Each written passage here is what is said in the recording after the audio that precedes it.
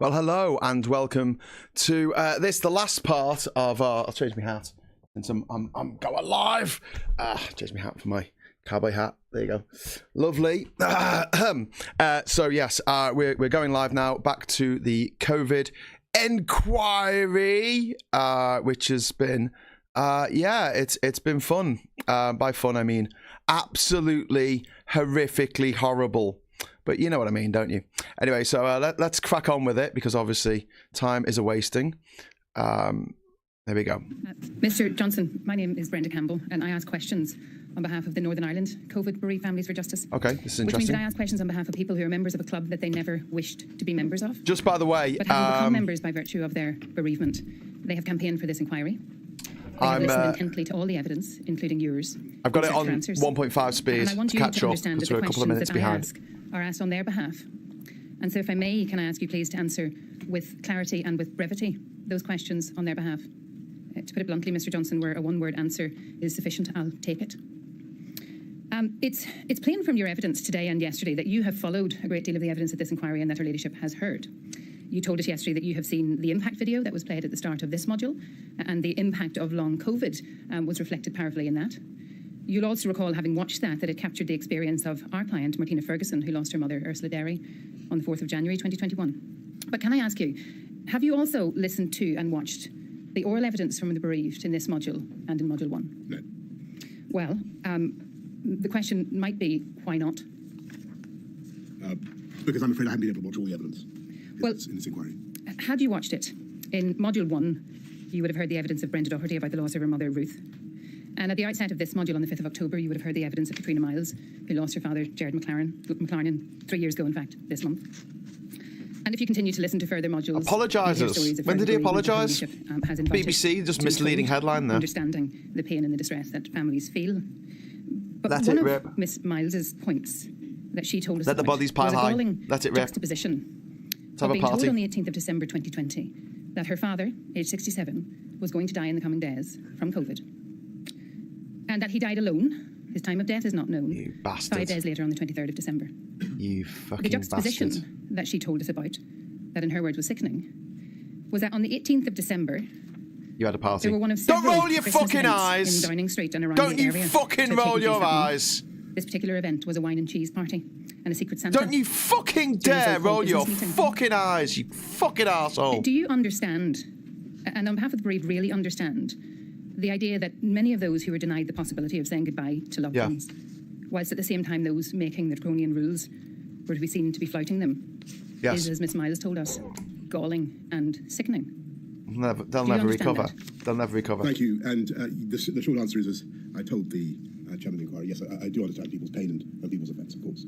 Of course, see, he understands their pain. Sadly, her experience and that of her family is far from unique. The revelations of the unlawful parties and gatherings in Downing Street have, as Her Ladyship has acknowledged this morning, compounded the distress and the grief felt by families who were denied the opportunity either to say a final goodbye, or to host a wake, or to host a funeral for their loved ones. If you do understand that, as you tell us you do, why was it allowed to happen? Thank you. I've extensively tried to explain... You lied about it. I think you lied to Parliament about it.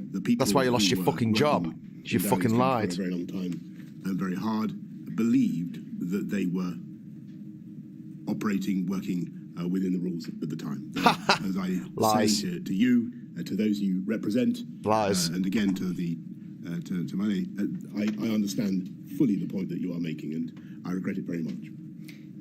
I'm going to move on from this topic, but it's perhaps important to note that by the 18th of December 2020, there had been 86,886 COVID-related deaths that year. This, I'm going to suggest, is not a matter of hindsight.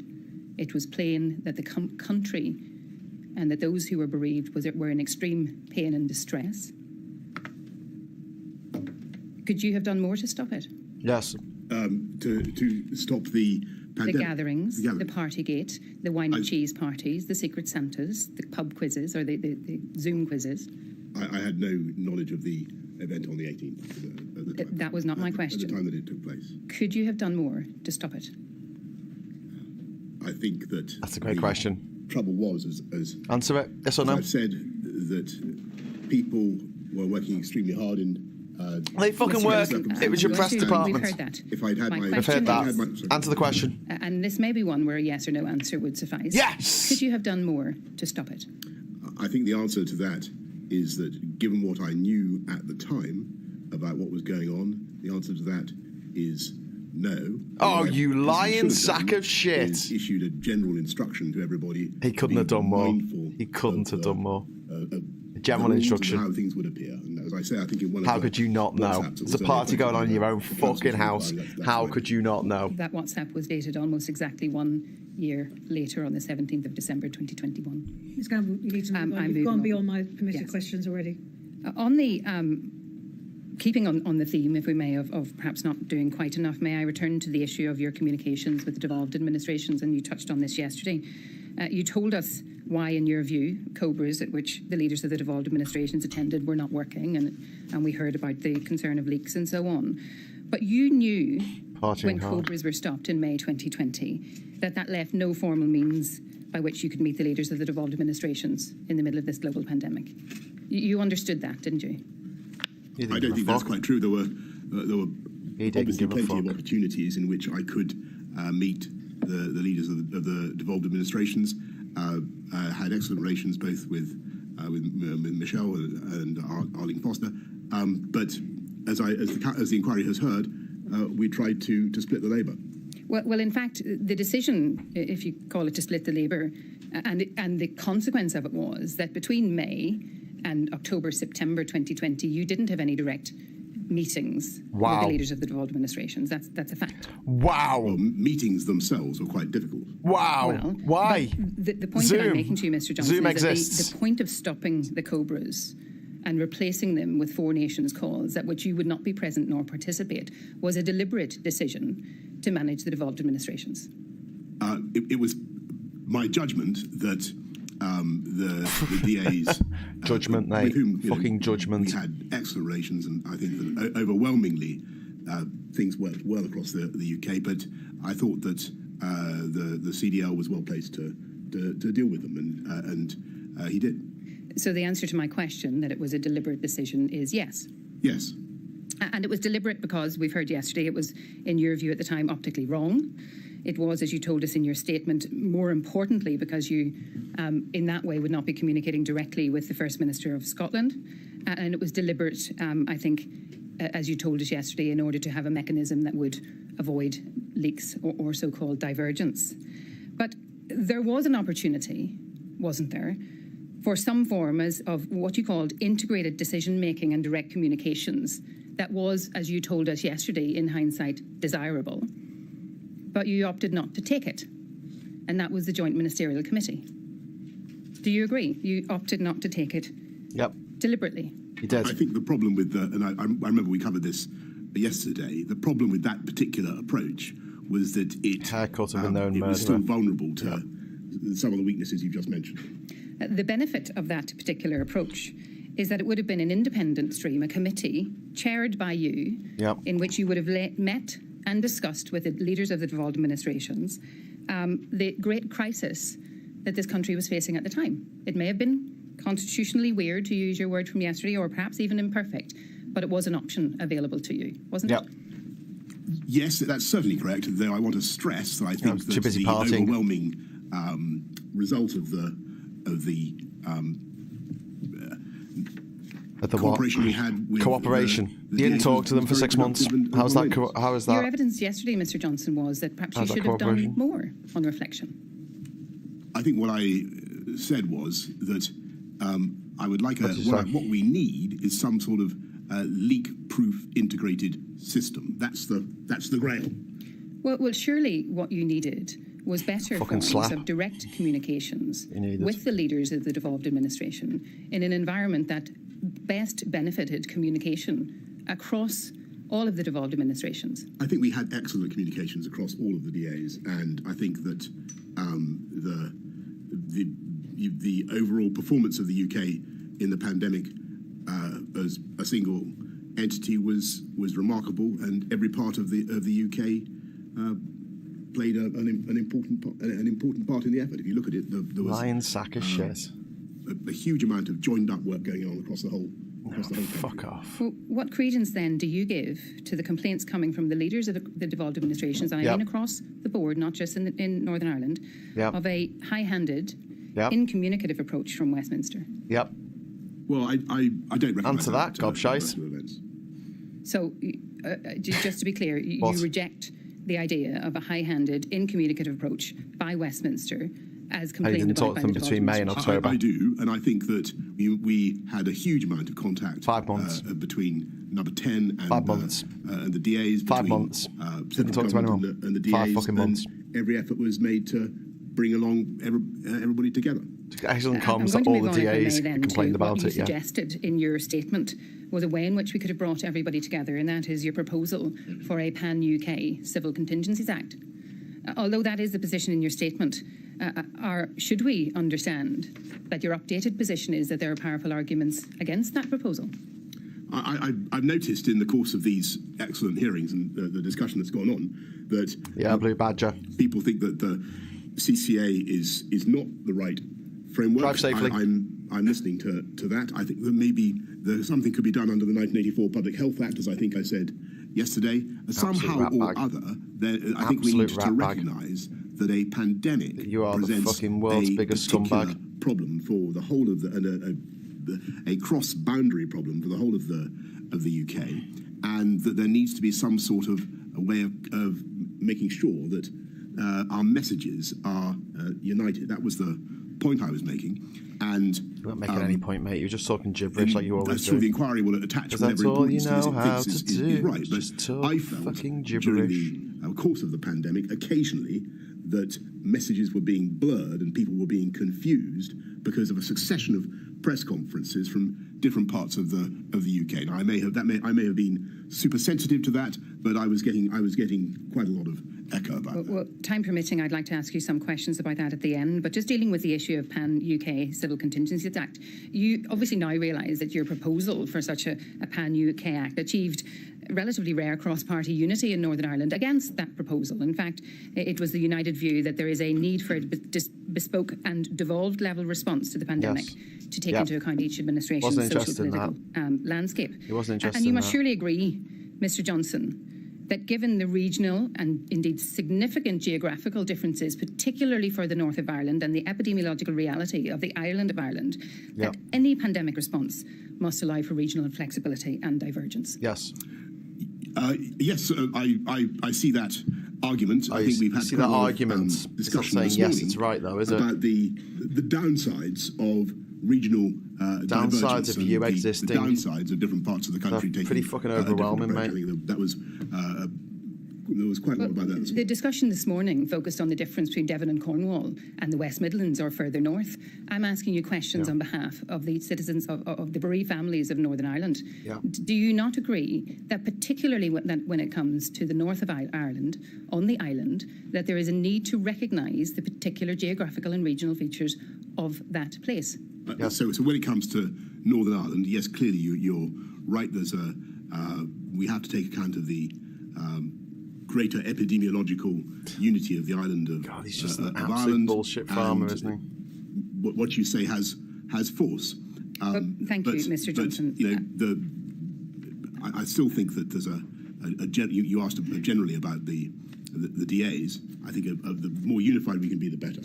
Well, of course, but the suggestion of unity and of an integrated approach gives led by oily Westminster, be it tankers a either bad written in name. statute or achieved by more meaningful and direct communication, must assume, mustn't it, that Westminster is capable of real leadership, both in public and behind closed doors, and it is capable of taking timely and proportionate action in response to the pandemic in all corners of the UK. And indeed, that's what Westminster did. And I remember vividly going to Northern Ireland in early 2021 and seeing how very, very much faster the vaccines were being rolled out in Northern Ireland than they were and nobody will thank me for saying it, but I've got to say it, than they were over the border in the EU. And there are reasons for that. Off. And I think that the Mr. Johnson, again, Westminster brevity, approach that you've deprecated led to significant benefits for the people of Northern Ireland. Does it follow from one your of the highest agreement death with rates that in the world suggestion that you would not countenance binding the devolved administrations to a one-nation approach led by Westminster that flip-flopped, dithered, delayed, exercised indecision and or poor judgment? I don't think I agreed with your approach, and it doesn't. 150 countries, Divergence 152 and clarity in countries messaging, handled the pandemic touched on in my lady better than us. final topic. You blame divergence of the devolved administrations, some getting more blame than others, but you blame that divergence and differentiation of approach for the lack of clarity in messaging.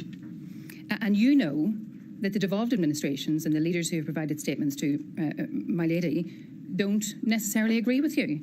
That the concerns raised by Paul Given, to take one example, is that if there is a need for divergence across the four nations, the communication around it simply needs to be managed. This was something that was not done well at the early stages of the pandemic. The Prime Minister tended to speak as though he was speaking for all four nations rather than giving space to the devolved administrations to manage communications. And my lady has heard a great deal of evidence about England-focused data being cited, about an England or even London-centric approach being adopted by Westminster. To borrow the words of Professor Henderson, if you choose not to be clear in your messaging, Mr. Johnson, do you accept that that's your choice? I think the issue was that within the UK and accepting the particular issue raised by the island. Could he have fucked up any worse? Like seriously, could this man have fucked up the pandemic response any worse? 152 countries did better than us. In the message, I think when the message was so important, saying we did better than the EU. Go fuck yourself. Ideally, we would have had a complete. We had an island. We had an island, you dickhead. Hard to follow. Fucking islands. When you shut the was a reason shut the runways, shut the airports. Confusion to the extent that there was confusion because of your government choosing a lack of clarity in message and not respecting the clear and giving a clear understanding of the need for regional differences. No, I think the unkempt reason goblin. The difference in the messaging and people being confused as to what exactly they were. Time for another Greek phrase, Thank you, my lady. Thank you, Ms. Campbell. Ms. Harris. Rat bag. If you look around the pillar, Mr. Johnson, Ms. Harris is in the back. Good afternoon, my lady. Good afternoon, Mr. Johnson. I appear on behalf of COVID-19 bereaved families for Justice Cymru, representing bereaved families in Wales. In the time I have available, I'd like to ask you some questions, again, about relations between the UK government and the Welsh government this time, and including some questions relating to the different approaches during autumn of 2020. I apologise in advance that there is some treading on ground which has already been covered. I will be approaching matters from a, obviously, Welsh government perspective. First of all, with regards to coordination and decision-making between the four nations, and I'd like to ask you a question about the approach to the arrangements for the four nations to communicate with each other and to seek to reach agreement on the way forward. First of all, I'd like to refer to a passage in the report which has been commissioned by the inquiry from, as has been mentioned, Professor Henderson. The good question was the one where it was yes or no. That was a good question. There was praise for the way thank you very much, Plum Duff, for the £5 super chat. And the report cites Mr. Graham's dad next week. Get my hot chocolate for me. Oh, that's really sweet. Thank you. I'll do that. Saying about Cobra the following: I don't always agree with Matt Hancock, and I certainly don't always agree with Boris Johnson. But during our Cobra calls, there has been a genuinely serious and grown-up attempt to go through issues and to reach agreement on finding the best way forward, the best way through. That's what he said. And the report then goes on to say that by September 2020, enthusiasm had waned, and it was suggested that an absence of four nations meetings had not been helpful when it came to clarity in communications. My second point of context for this question is that we know, of course, as has been mentioned, Cobra did not meet at all between the 10th of May and the 22nd of September 2020. And that, of course, included the period when the UK as a whole was coming out of lockdown. Having gone into lockdown together, it included the time, that period included the time when the UK and, of course, the four nations together were coming out of lockdown. So bearing that in mind, my questions are, do you agree that the type of endeavour that Mr. Gething describes in the quote, i.e. genuinely serious and grown-up attempts to go through issues and reach agreement, do you agree that that is what was needed between the four nations during the pandemic? Yeah, so busy getting Brexit done. And the second part of the question is, do you agree and I think you may have indicated your opinion on this already, but I'd like to ask you for any further reflections on the point. Do you agree that in order for there to be the best chance for that type of engagement having been sustained throughout the pandemic, that there needed to have been different arrangements after May 2020 to those that were in place at that stage? And I'm not asking about changing the responsibilities of devolved nations. I'm asking about the machinery for interactions, given the framework that we have. So I think the answer is yes, and then no. If I've got your questions, is it in the right order? Yes, you have got my questions in the right order. Yes, and then no. Yes, and your answer no is to my suggestion that what was needed in order to sustain that kind of serious and grown-up attempt type engagement did not need, have a party not investigated, Rachel, has been suggested, a more predictable pattern of engagement with the Prime Minister for the devolved administrations than existed with the arrangements that were in place. I don't think it did. I think the UK effort was remarkable, and there was far more that united us than divided us. I said that yesterday. Relations and did have excellent relations with. This is Robin Lyons from Joe Cox. But I know his lot murdered. He always wanted to have Scumbag. more meetings. But I did believe that Michael Gove was doing an excellent job, and I believe that Mr. Drakeford recently told Mr. Gove that actually he thought that the collaboration had been very good. In Mr. Drakeford's evidence, he has said that there was a vacuum in that there wasn't the possibility of speaking directly to the Prime Minister sufficiently, and he's referred to the need for a regular checkpoints with the Prime Minister. Would you not agree that had there been a greater opportunity for that to happen, then that would have meant that it would have been more possible and more likely that differences could have been ironed out and there could have been a more coherent and coordinated approach forged between the four nations? I think that every Prime Minister would like to do much more the whole time. I'm sorry about the sound. There's quite a lot of gain on it. That's what's coming through from the feed. That the system we had going was pretty good, and I felt that the Chancellor Duchy of Lancaster was doing a good job of interacting with the DAs. If I felt that wasn't the case, if I felt that there was a serious breakdown of relations between the centre and the DAs, I would of course have intervened. But that didn't happen. So to summarise then, Mr. Johnson, you evidently felt that the arrangements that there were in place were sufficient to promote a forging of a coordinated four nations approach. I think that's your indication. I think that within the limits of what was going to be politically realistic, given the prerogatives of the DAs, I think that's entirely right. And you're aware, of course, that that's not a view entirely that is right. shared Just go and jump into a fucking well. Well, I'm as I said to you just now, I'm not certain that quite how strongly your point is echoed. I think actually I've heard that Mr. Drakeford in particular feels that the level of cooperation was good. Well, Mr. Johnson, that's not evidence that's been submitted to Module 2 in this inquiry, and that is certainly not consistent with the written evidence that's been submitted on behalf of Mr. Drakeford. Yeah. I'd like to ask you about the phrase that you used and the point that's made in your witness statement where you stated it's optically wrong for the UK Prime Minister to hold regular meetings with other devolved administration ministers. This, of course, has been highlighted previously. It is a statement that you made, it's not in a WhatsApp message, or it's not in somebody's diary, not intended to be published. This is in your witness statement.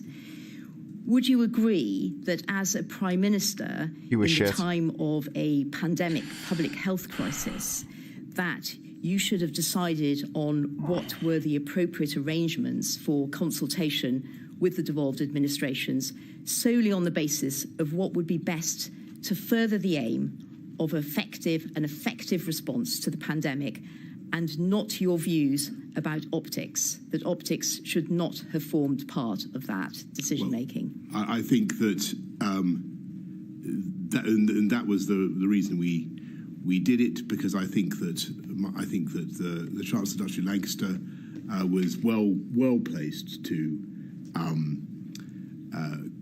conciliate, to bring people together, and to get on with explaining and coordinating the position. I understand that's your view, Mr. Johnson, but with regard to the statement about optics, it can't be right, can it, that optics are a factor when deciding on what's the best setup for engagement with the other devolved governments during the pandemic? I think you'd agree with that. I think my considerations were the risk to be absolutely you frank never with gave the inquiry, a shit, the risk of pointless political you never friction gave a shit. And grandstanding. Never gave a shit.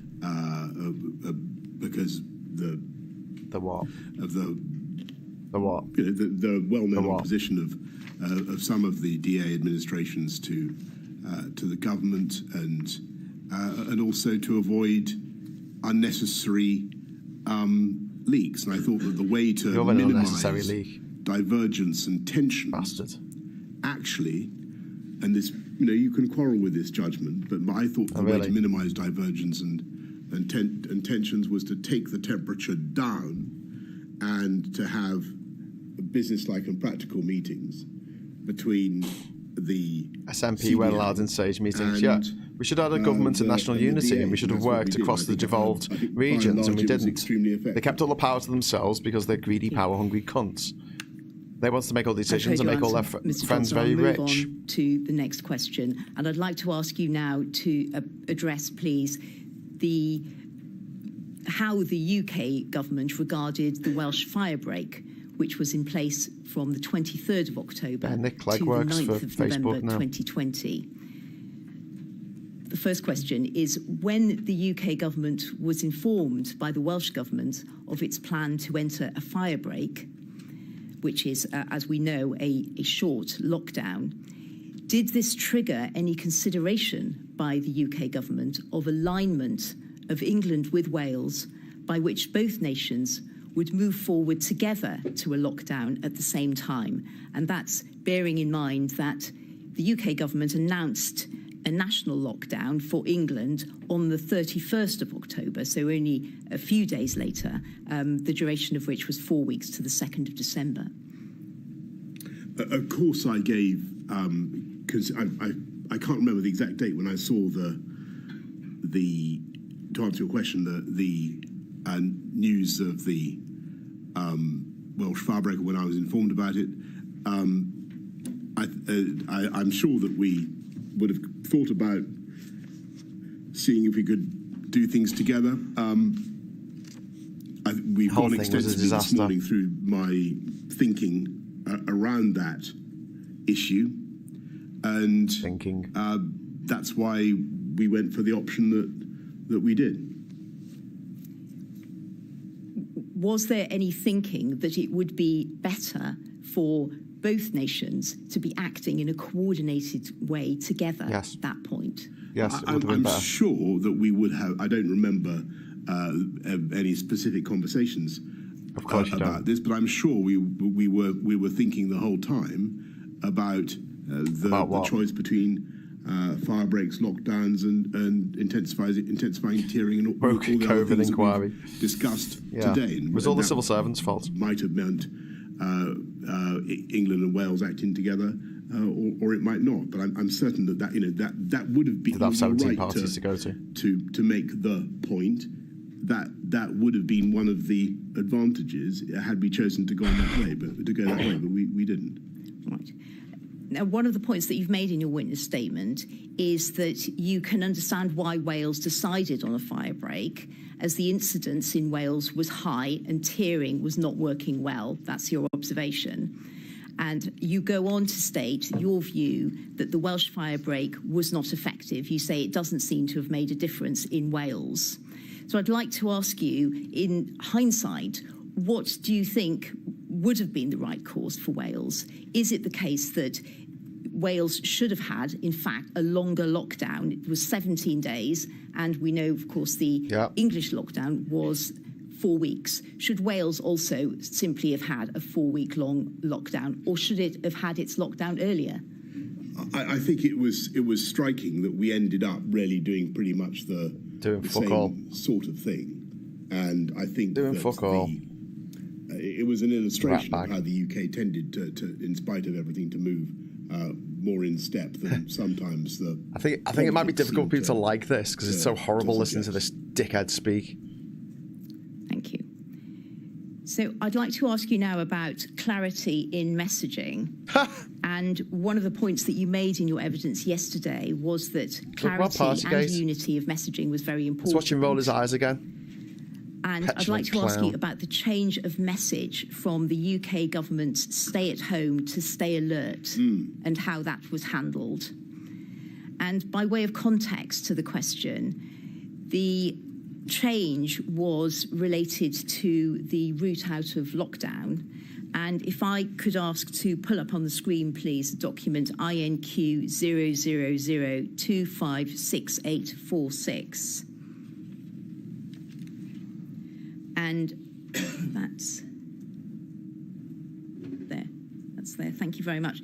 So what you see there is a record compiled by the Principal Private Secretary of the First Minister for Wales. And it's in an email dated the 8th of the 5th, 2020. And it's a record of a meeting with Mr. Gove on the 8th of May of the devolved administration's first ministers. And it precedes the COBRA meeting, which was on the 10th of May, which dealt with the announcement or discussion prior to the announcement of the road out of lockdown. And if I could refer to some passages briefly in this, just to introduce the question that I'd like to ask you, having looked at this document and one other document very briefly. So first of all, we have the text, key points from call today with CDL and FM's Scotland and NI. And obviously the Welsh First Minister was present as well. And first bullet point, COBRA expected Sunday afternoon. A little bit further down the page, recognition that different jurisdictions may move at different pace depending on progress of disease and practicalities, for example, different school calendars, but this does not undermine Four Nations approach. Then a little further down, if we go to the bullet point, the penultimate bullet point, DAs emphasised keeping core stay-at-home message. Gove will reinforce with PM, and then CDL summarised, recognition that different pace of change reflects devolution and pace of disease. He will make sure we have time to contribute to COBRA discussions. And then finally, we'll talk to PM re-stay-at-home narrative.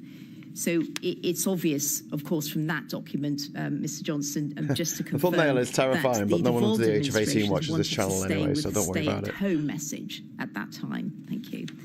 And very accurate. I can now ask for this photorealistic almost. Pulled up, please. It's INQ 000216537. He's clapping away, blood on his hands.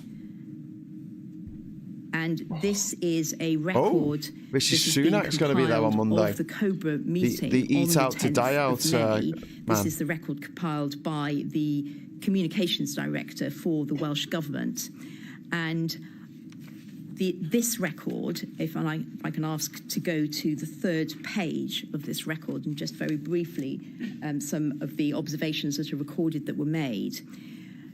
The issue about messaging relating to the change of message from stay at home to stay alert stop coughing in my ear, was raised you twat. by the First Minister for Scotland. But as we know, it was a matter where there were concerns from all the devolved administrations. And she has raised the point, and at the top of page 3, we see Prime Minister responded that nothing will appear in Scotland that will cut across the stay-at-home messages. And then in the next paragraph, we see that the UK Director of Communications, Alex Aiken, he makes some observations. I think it's fair to say that the summary of what he's saying is that he's summarising the merits of the change to stay alert. He says, stay alert encourages people to change behaviour and permissions. It has polled well. Monday into Tuesday, we will start national advertising to start to change behaviours. And then if we look a little bit further on, Like this guy ever gave a fuck. It refers to, in the next paragraph, to the change other people's behaviours. We're going to have a party every night. That they would not be moving to the stay alert message and looking for assurances that there would be no paid. Thank you very much, Play Cloud. I thought it was pretty accurate as well. This would undermine. Not my picture. I didn't draw it. Of the Scottish I government. Just took it off Prime Twitter. Minister said they will deconflict messaging as far as possible. More likely to get done for we copyright. can move forward as 4 nations. Now is the moment to recalibrate messaging. And then further text relating to what you then went on to say. So the question that I'd like to ask, arising out of looking at those passages, a shitbag? Why? As you can recall, what did the UK government do to make sure that the change of message took account of the fact that the devolved administrations were not changing their message? They wanted to stay with stay at home as the main message. Did nothing. And what did the plan to deconflict amount to? Well, if I may say so, and thank you very Captain much. Roberts, he was rolling his eyes when asked about Partygate. He rolled his fucking eyes. One of the problems that we had, and you're perfectly correct that there was a divergence in the message and in the advice. That's my Monday gone. Yeah, mine too. In England, certainly, we felt that the people had been through an awful lot. There'd been a huge sacrifice effort by the public to get the R down below 1. People needed to know whether they should go back to work or not. We wanted to have a message to Boris Johnson demanded bigger fines if they could, even though he was busy and to get having cocaine-fueled very serious harms that we had seen. Orgies in number 10. The difficulty was, as you rightly say, that in other parts of the UK, when I tried to do the live stream, it came up with subtitles that I couldn't take off. It was hard to get a message that everybody. Well, let me know if the sound is better. Yes, and a message wasn't agreed on. That's clear. Oh, actually, this might be my computer doing this. There wasn't agreement about the move to stay alert. The devolved administrations, as you've confirmed, I'm going to make a little note to have a look at my sound. And my question is what did the UK government do? Did it plough ahead with stay alert, regardless, with very little adjustment, or did it do all that could sensibly be done to make sure that there was, and you've emphasised the need for clarity, that there was as much clarity as possible so that people who lived in each of the 4 nations knew what applied to them? Did the UK government do all it could sensibly do in order to bring about that outcome? 10k fine still outstanding, yeah. Difficulty was, I think that we... Not that he had to pay them. He paid 50 quid, didn't he? A consensus. I think. Why is he denying that he wanted to let the virus go when we've heard that from several different people who spoke to him at the time? Certainly in Scotland and Wales. That's what I meant when I said let him rip. Northern Ireland, but certainly in Scotland and Wales. I meant to let it rest in peace. The pandemic under the Labour government in Wales and under the SNP in Scotland, a general, a greater degree of caution and a greater desire to keep within lockdown measures than Play Cloud in the UK government. Nothing to these bastards. And I sympathised with that. I understood why people felt like that, and I think that went very much with the grain of a lot of public opinion. But we also had to try to reflect the fact that we got the R down below 1, and there was no point in doing that unless you were going to. There's no point in you, mate. There was no point in you. Not just to save life, but also to take advantage of the freedom that gave us, and it was it's high on his whiff-waff, yeah.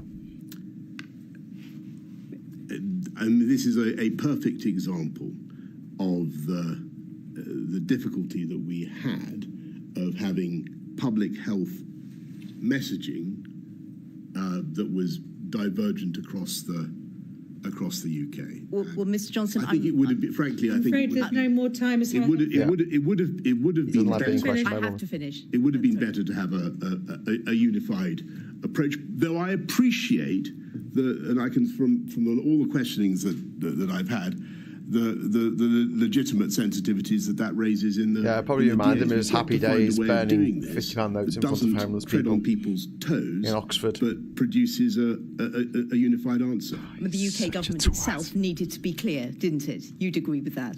And the UK government was clear. The problem was that within the UK, we have, under our devolved settlement, we have the perfect right of people to announce policies that were divergent.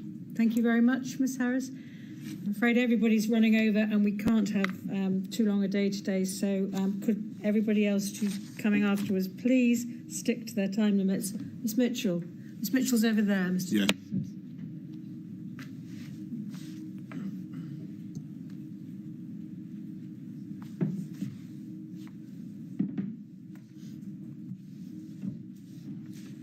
Mr. Johnson, I am instructed by Amar Anwar and Company on behalf of the Scottish COVID bereaved. In his evidence to the inquiry, Lord Edward Udney Lister was asked about a chain of emails.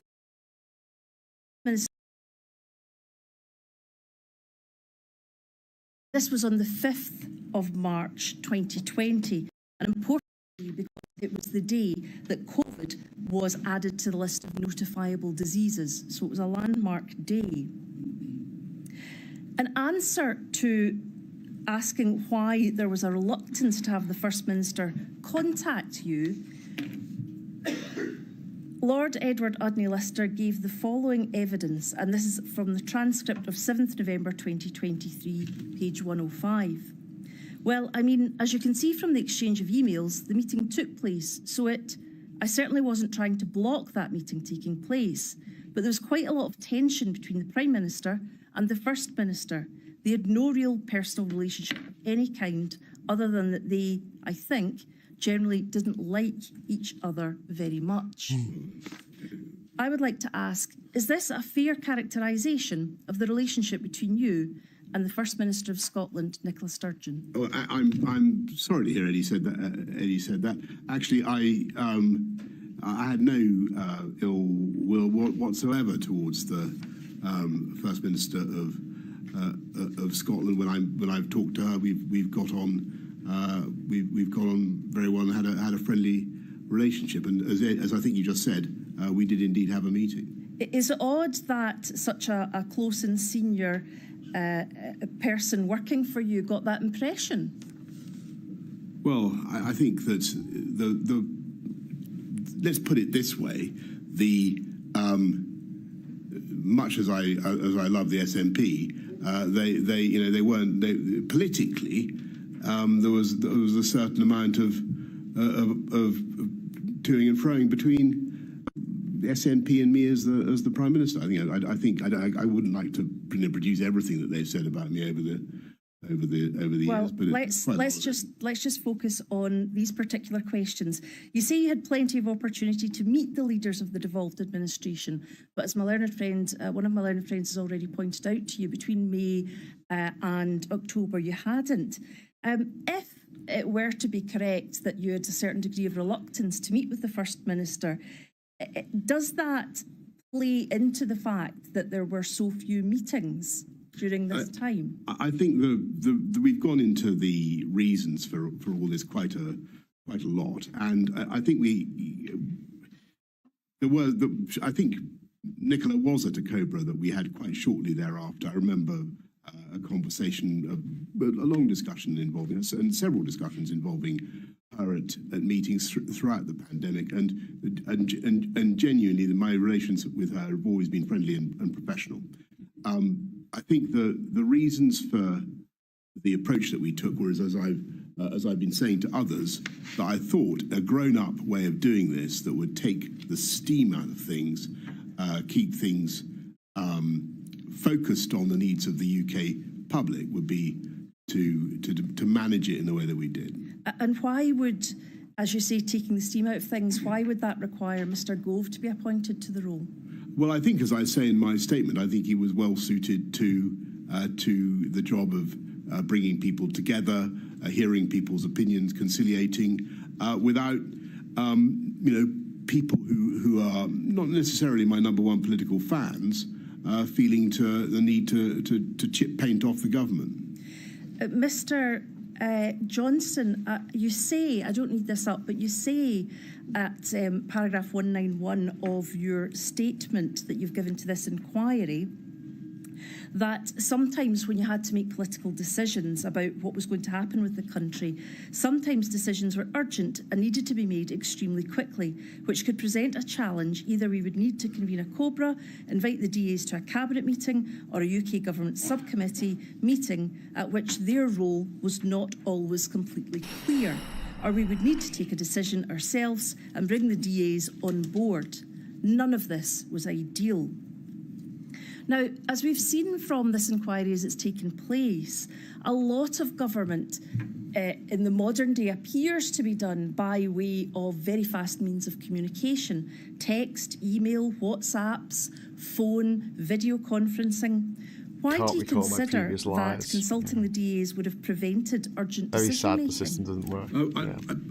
I'm sure there could have, in an ideal world, perhaps we could have found a way of doing it. My concern was that the DAs would understandably and use their legitimate prerogatives to do things differently, and from time to time to come out of what were meant to be confidential meetings and understandably want to talk to their own media within the DAs about what was going on and to explain the position. Now, I think the inquiry needs to reflect upon this, and it's not for me to say what the inquiry needs to reflect on, but I've found that it was a difficulty during the conduct of the pandemic. The virus doesn't respect any borders within the UK. The virus doesn't respect administrative boundaries. With respect, we saw this problem with the tiering approach. I think that we need to think as far as we possibly can about ways of getting a unified message, and I say that with maximum respect to the DAs and to their. I'm coming on to the issue of messaging. That will be a chapter I will develop. But at the moment, I would like to stay with the WhatsApp messages from January to July. How to interact with the DAs in times of, for example, deleted. A pandemic. You have talked about there needs to be a structure that should be put in place to allow for consultation between the UK government and the devolved administrations during emergency situations. And you have indicated that what you would like is a leak-proof integrated system. Can you help the inquiry as to how that might be done? Not at present, no, because I think it's very difficult. And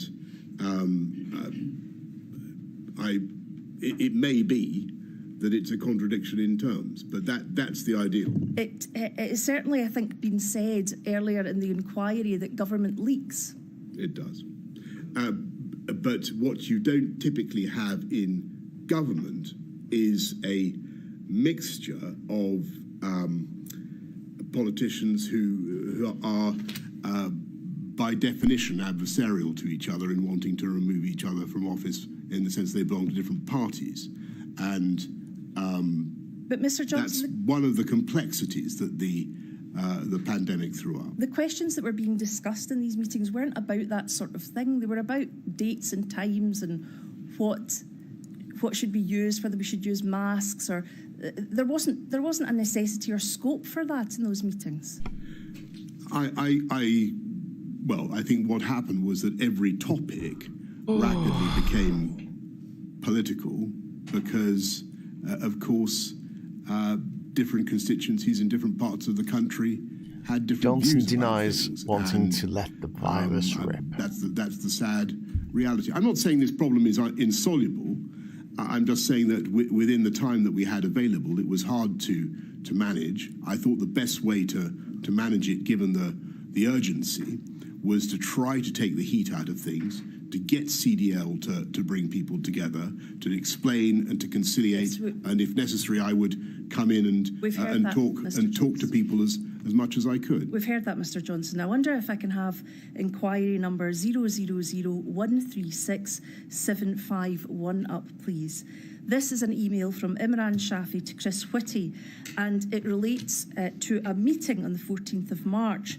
There was a meeting on the 14th of March involving yourself, the Secretary of State for Health and Social Care, CLD, the CMO, the CSA, and other senior officials. There was no DA presence at this meeting, so no one from Scotland, Wales or Northern Ireland, which discussed the need for a cross-government signed-off package on shielding the vulnerable and elderly. It was noted that the decision on when to implement this package would be based on advice from the CMO and the CSA. The advice was to include how to handle the DAs. And you can see that in respect of the particular document at the very last entry on number 1. What did you understand, or what do you understand by the phrase, how to handle the DAs? Well, I think that the inquiry will know very well the context of this email within the timetable of COVID. It's coming the very day, in the early afternoon of the very day when we realised that we're behind in the curve, and that we have to take very urgent action. Indeed, Mr. Johnson. What this email reflects is the view of my. He honestly believes he's done nothing wrong. That we've got to get everything. as fast as possible. It's always someone else's fault. What is meant how to handle What was the best way of dealing with it? You say it's his view, but you were there at the meeting, and this meeting concluded with action points, and it's the first action point. Well, the parties. The question would have been who to ring, how to set the ball rolling, how to bring people together. Earlier on in your evidence yesterday, you were asked about mass gatherings. And I think it would be fair to say that broadly you accepted that it had been the wrong call to allow mass gatherings to go ahead. Is that correct? Well, I think what I said was that the advice on mass gatherings was that it was paradoxical in the sense that it was counterintuitive, because the scientific advice was that they were banning mass gatherings could be worse because you would drive people into smaller locations, pubs and so on, where the transmission would be even higher. Involved authorities. I think Mr. Whitty described it as, in a sense, technically correct, but logically incoherent to the general public. I think that it was put to me that it was the chair is allowing him to waffle. Logically coherent in the sense that we wanted to reduce the we wanted to do what we could to reduce transmission, and it was put to me that banning mass gatherings itself would not really help because for the reason I've given. Can I have the document inquiry number 000129230? This is a WhatsApp message with yourself dated 11/3, 2020. As we can see, it reads, I spoke to Chris Whitty at length about your concerns about the comms tomorrow getting overcomplicated. He thinks there's a really simple way of describing what we want people to do in future, based on from Monday, if you're ill, stay home. He's going to make sure that by Cobra, we're in a good position. However, he also thinks the Scots are going soft on mass gatherings, and that Nicola has decided she definitely wants to move on some totemic cancellations. Now, the reason I flagged this up is this is being used as a possible reason for Scotland just doing things differently. Fortune Would it be made fair it to say that, yeah. in fact, in and they were insured. If it didn't go ahead, they were insured. Do you know what I mean?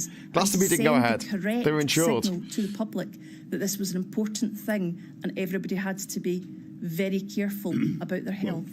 I can't say how much of a difference it would have made at that stage. What I've tried to to tell you is the reasons why we, at a very early stage in our understanding of the pandemic, had gone for one option, and what you've clearly got here is for what we thought were sound epidemiological reasons, and what you've got is Scotland using its prerogatives to do something different. Whatever the rights and wrongs of the epidemiology, you have a divergence of approach. Indeed, and what I'm asking you is retrospectively. The risk is that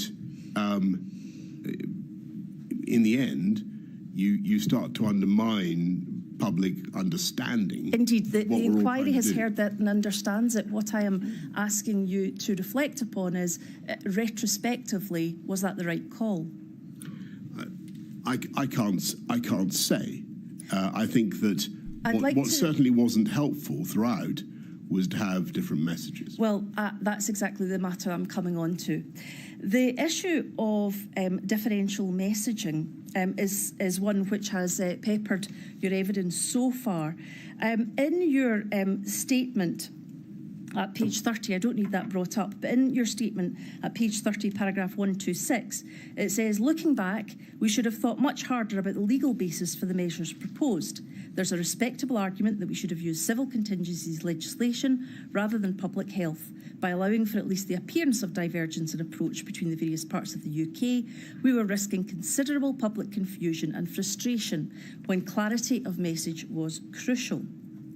Now, given, as you've already identified, the prerogative of devolved administrations, in particular Scotland, where health is a devolved matter in Scotland, where Scotland has access to its own data, its own government, its own CMO, its own doesn't DCMO, charge for and it has, prescription fees. I suppose, the best view on what's happening in its own area, i.e. the different spread of COVID perhaps between the Scottish Islands and London. Are your comments fair or proper? No. My comments on... Is your comment that the appearance of divergence in approach between the various parts of the UK we're risking considerable public confusion and frustration? Well, I think that clarity. Obviously that's for... Should have come to the agreement together. For the inquiry to decide, but... National government, including all the devolved regions, so we should have had. But he wants to keep all the power for himself. I was worried. He wants to make all the decisions. He wants to be the big dog. Continual dissonance of messaging, and I was worried that would do two things. It would confuse people, and that in the end it would undermine people's confidence in the message. One or other of these points had to be and I would right. like to. Which one was it? And I would like to take you to that. First of all, I've got two issues left. First of all, the stay alert message. You say clarity and consistency are important. You are sensitive to this. That the messaging was so important and you were concerned that people found it hard to follow.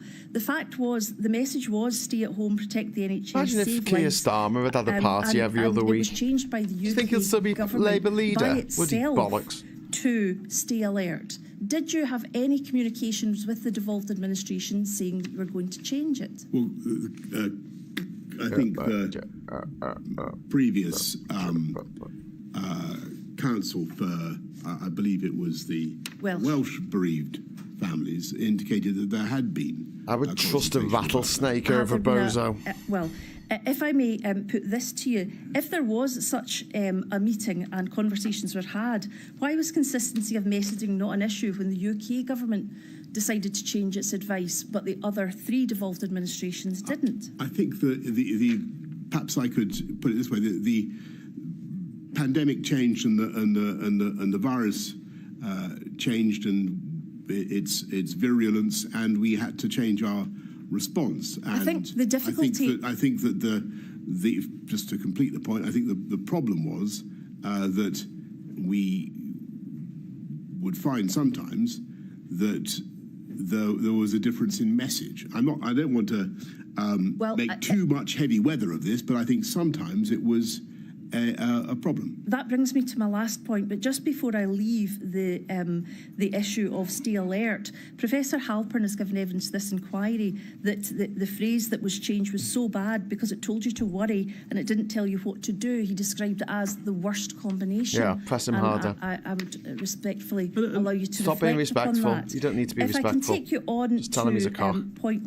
My final point, Lying and it's in relation to a report, an expert report, which has been heard detail of in this inquiry by Professor Ailsa Henderson, and it's about confusing messages. Now, you have said in your evidence that messaging was incredibly important. Messaging in the end was the most important tool we had to deal with the virus.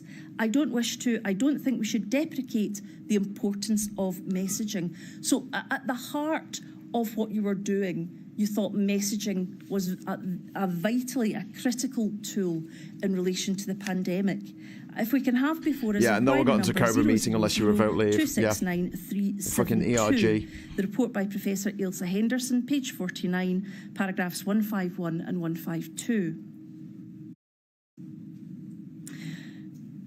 This is about advice given by the UK government over communications with the public. If about halfway down the paragraph... Very sad. Look at his little very sad face. An analysis of the text-prepared speeches. He's very sad. An analysis of the text-prepared speeches throughout 2020 shows that those speaking on behalf of the UK government did an incomplete job of outlining the territorial scope of their data, information or guidance. In the first months, there was almost no mention of devolved administrations or their first ministers. There was little attempt to outline what applied UK-wide and what applied only to England. The phrase "this country" was employed frequently to mean England or Great Britain or the United Kingdom. In general, spokespeople were slightly more likely to clarify if a UK-wide matter applied to the whole of the UK. And it goes on to give an instance. Given by your own admission the critical nature of the communications and the fact that messaging was the most important tool the UK had to deal with the virus, was sufficient consideration given by the UK government to ensuring that the geographical, jurisdictional of their data and information and guidance was made clear? No.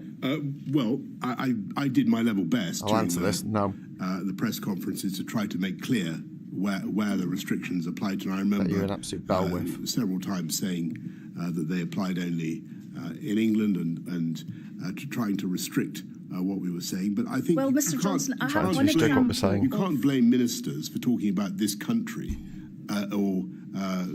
when that's common parlance. And the difficulty is that ministers are talking on behalf of the UK government to all the people that they are getting it. So if they say this country, it has to be made clear which country it refers to. For example, we're all one country. For example, on the 23rd of June 2020, you clarified that measures applied to England only, and that's the one occasion it appears that's been highlighted, and then set out rules to follow for the British public.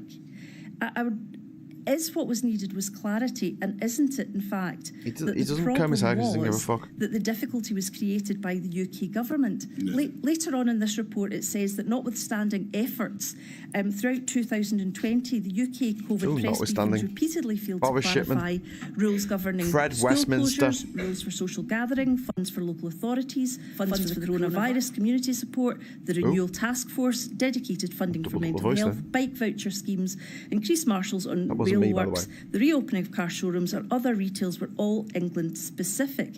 And they say this is the report goes on to say this is particularly important as in some instances government spokespeople were calling for individuals to change their behaviour, and as such rules would not have applied throughout the UK. They should have had meetings with all of the rather than data different that suffered from constituent parts of the lack UK. Of clarity. So, given what is said in this report, Mr. Johnston, did the UK government fail to properly implement the most important tool the UK government had to deal with the virus? Yes. I think that if you look at the public understanding of what we were trying to say, it was remarkable how clearly people got the message, considering the extreme complexity of the rules and considering the fact that there was divergence Mr. Johnson, across the DAs. Given the complexity... what I think what you've got here is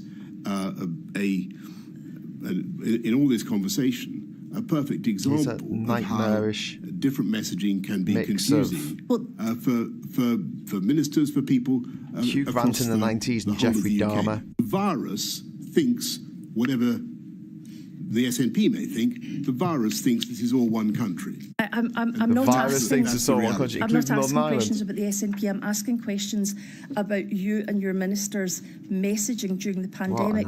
You have said that what it was extremely complex issues, and there may be no doubt that was so, but wouldn't that be all the more reason that you made absolutely clear every time you stood up and spoke to the 4 nations that you made it absolutely clear what the rules were for each nation in each country? Well, I could have done that.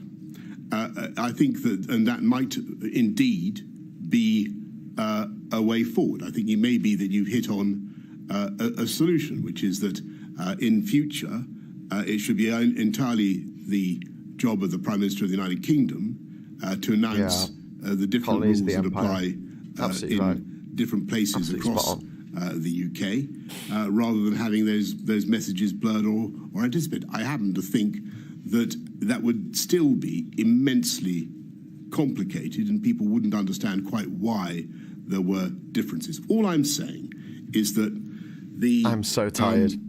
I think there were shut up, you democratic clanging desire of the DAs to have their own approach to public health. I totally get that, and I support that. You don't get anything.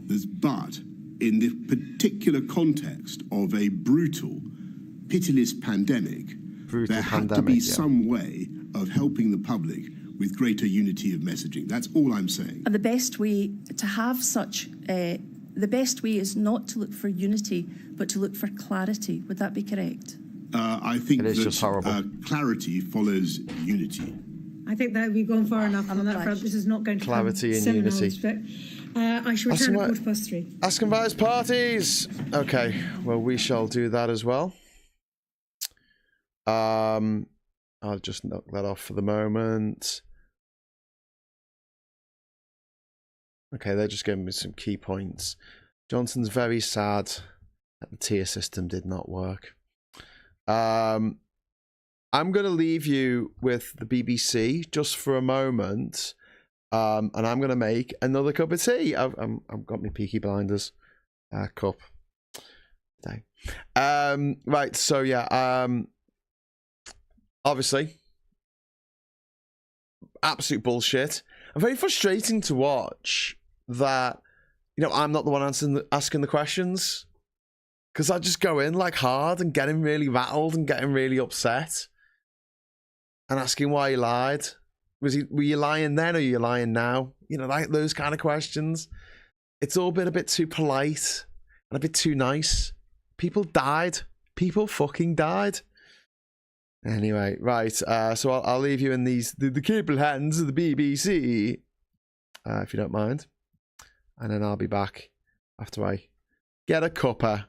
Lovely cuppa. That Wales had a 17-day firebreaker, as it was called, whereas England had a 4-week lockdown, and asked Boris Johnson if there was any thought around the idea that England could have gone into lockdown alongside Wales then, and Boris Johnson replying that he cannot remember specific conversations, but that he was sure we were thinking the whole time about these options. And just to reiterate that the hearing is taking a break at the moment, but we will return to the COVID inquiry when it resumes. But a lot of other news to bring you right now, including some breaking news that has come through from the Home Secretary James Cleverly, who has said that he is incredibly disappointed by Meta's decision to encrypt Facebook and Messenger chats. He said, this government supports strong encryption, but this cannot come at the cost of public security, especially the safety of our children. And he said law enforcement, charities and our close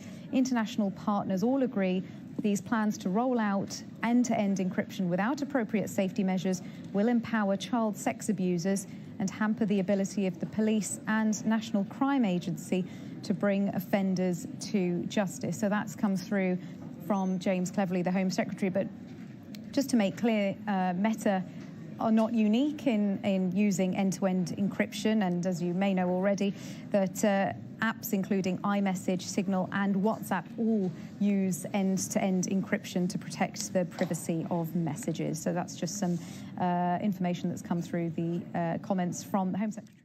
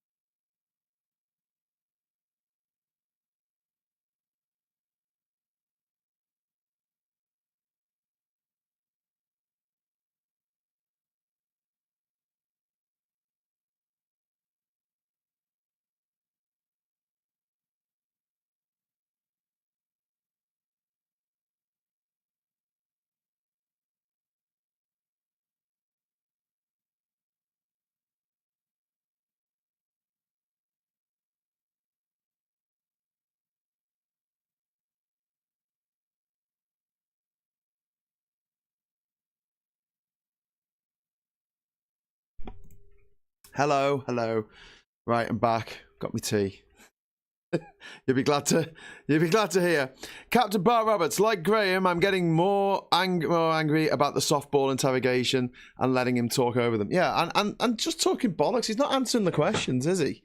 I mean, he's not. He's not answering the questions. He's just doing what Boris Johnson always does, which is just babble on and hope no one notices that he's not actually answering the questions. Boris Johnson, better to rely on common sense in future. Common sense.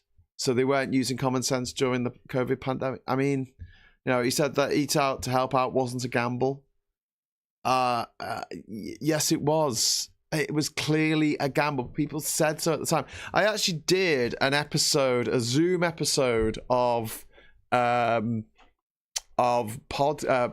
Blokes in a Pub, you know, pubcast.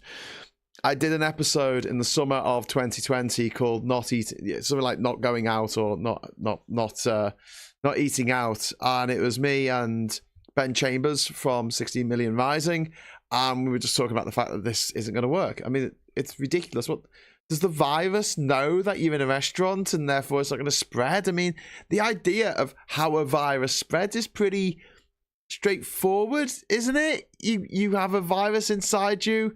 it's microscopic. You breathe in and out, you cough, you sneeze. Other people breathe it in, they get the virus. Is that? I mean, like, I know I might be getting really advanced here. I might be using like really difficult terms, scientific terms that might be difficult for people to get their heads around. But to me, it seems like really simple. So when we're talking about climate change and we go, okay, so carbon in the atmosphere as a gas is bad. Yeah. Carbon dioxide in particular, yeah, that's bad. And carbon monoxide, that's bad as well. Yeah, that's bad. And methane, that's bad as well. Okay, so what we're going to do is we're going to take this carbon out of the ground where it's safely been locked away for millions of years. We're going to put it on the surface of the planet, and then we're going to burn it. And then the gases from that are going to, I don't know, disappear, go into space. I don't know how things work. Just seems obvious to me that it goes into the atmosphere, gets trapped there, and causes what we call a greenhouse effect because it traps hot air in that would otherwise escape into space. It traps it in the planet, and a few degrees of heating is the difference between the Sahara Desert being the size it is now and doubling in size. Is the difference between the Brazilian rainforest from staying the way it is now or literally becoming a desert as well. Yeah. Bit worrying. Johnson will come back on the Colombian dancing powder. Do you reckon? We'll have a look, see if he's got a little bit of telltale dust around underneath his nose. Better to rely on common sense. Esther McVeigh. She's an embarrassment to this city. If I'll use proper knowledge and scientific personally, common sense isn't what it's cracked up to be. Well, exactly. I mean, the thing is, what with the Tories, they display no understanding of the scientific method, but also their common sense is just away with the fairies. Common sense would be to leave the country in a better state than they found it. The Tories haven't done that. They've been in charge now for nearly 14 years. 14 years next May. 14 freaking years. The economy has not grown in all that time. Beyond what it was in 2007. They've done nothing to help us out. People are poorer than ever before. The gap between poor and the rich is bigger than ever before.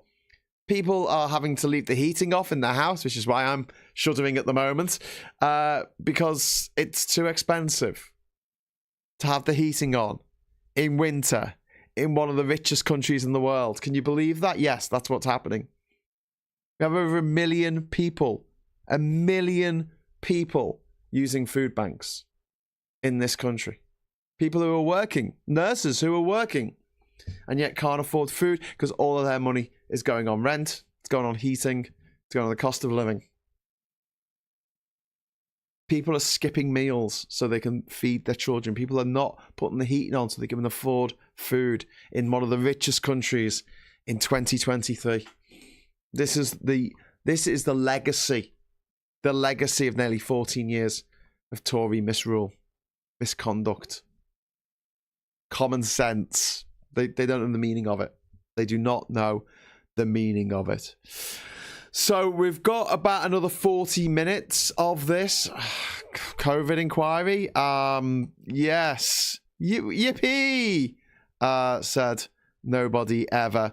So when it will start again. In a moment, when it does, I will be going immediately over to it.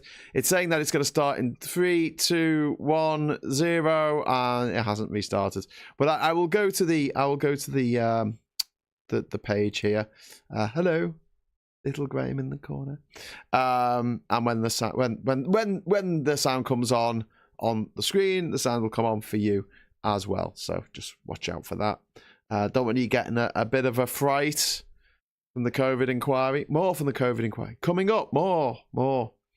But yeah, I hope one of the last people questioning him over the next 40 minutes is going to actually kick some ass. Now, listen, if this doesn't finish by 4 o'clock, I'm going to have to leave anyway, because I have got arrangements that I have made that I have to, when I say I'm going to do something, I do it. I'm one of them, you see. So I could never be a Tory MP. Old Poi says, same here, it's freaking cold in here and doing £15 in heating. Yeah. Look, I'm seriously considering going to get a coat. It's miserable weather here in Liverpool at the moment. It's pissing down with rain. It's really cold out. It's the kind of rain that's just about rain. If it was a little bit cold, it would be snow. Tiny swearing Graham is back, says Unquiet Spirit. Yeah, tiny little swearing Graham. You fuckers! I can't believe no one's picked up on the fact that Johnson had a powdery mark on his lapel in PMQs when he was our leader. Saw it with my own eyes, 100%.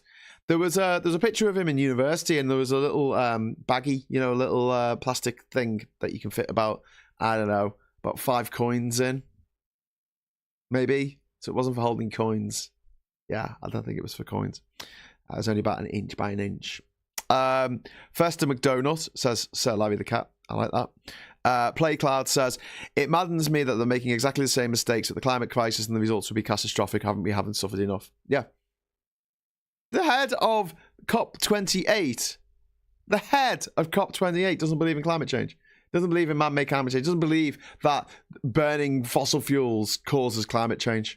And they're in charge of the COP28. It's just being held in an oil state, an autocratic oil state where if you speak out against the powers that be, you're very likely to be put in jail or worse. Oh, here we go.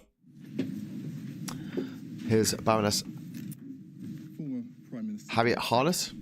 May I start by saying Hammett? I appreciate your time here today.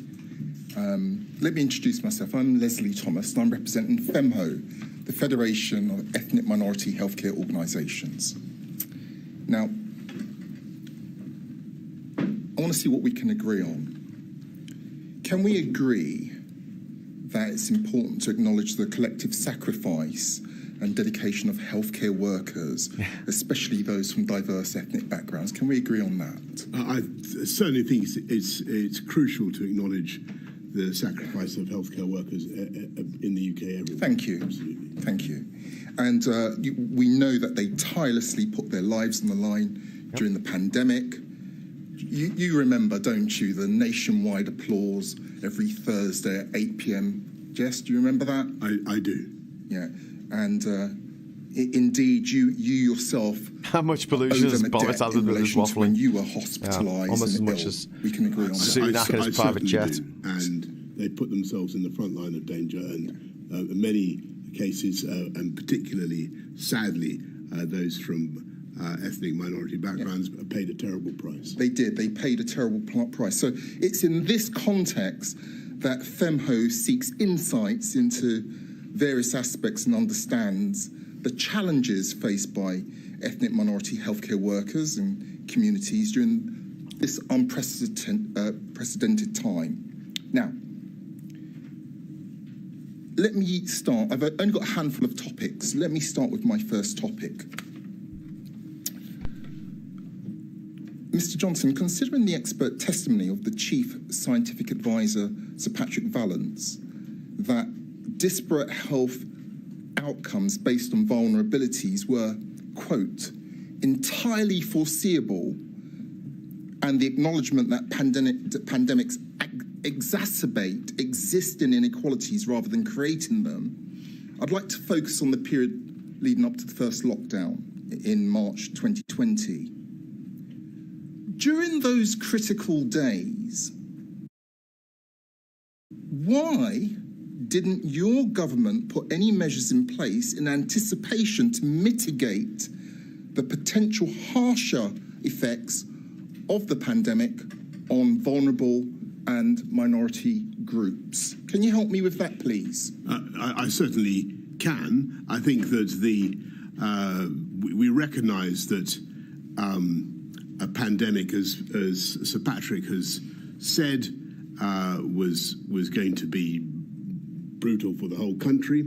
But I think that one of the things that I'd been told from the from the beginning was that, if you remember in the conversations that we'd had about the downsides of lockdown, is that they were likely to be felt particularly by those from lower income groups, ethnic minority backgrounds, who would typically, it's a generalization, be more vulnerable.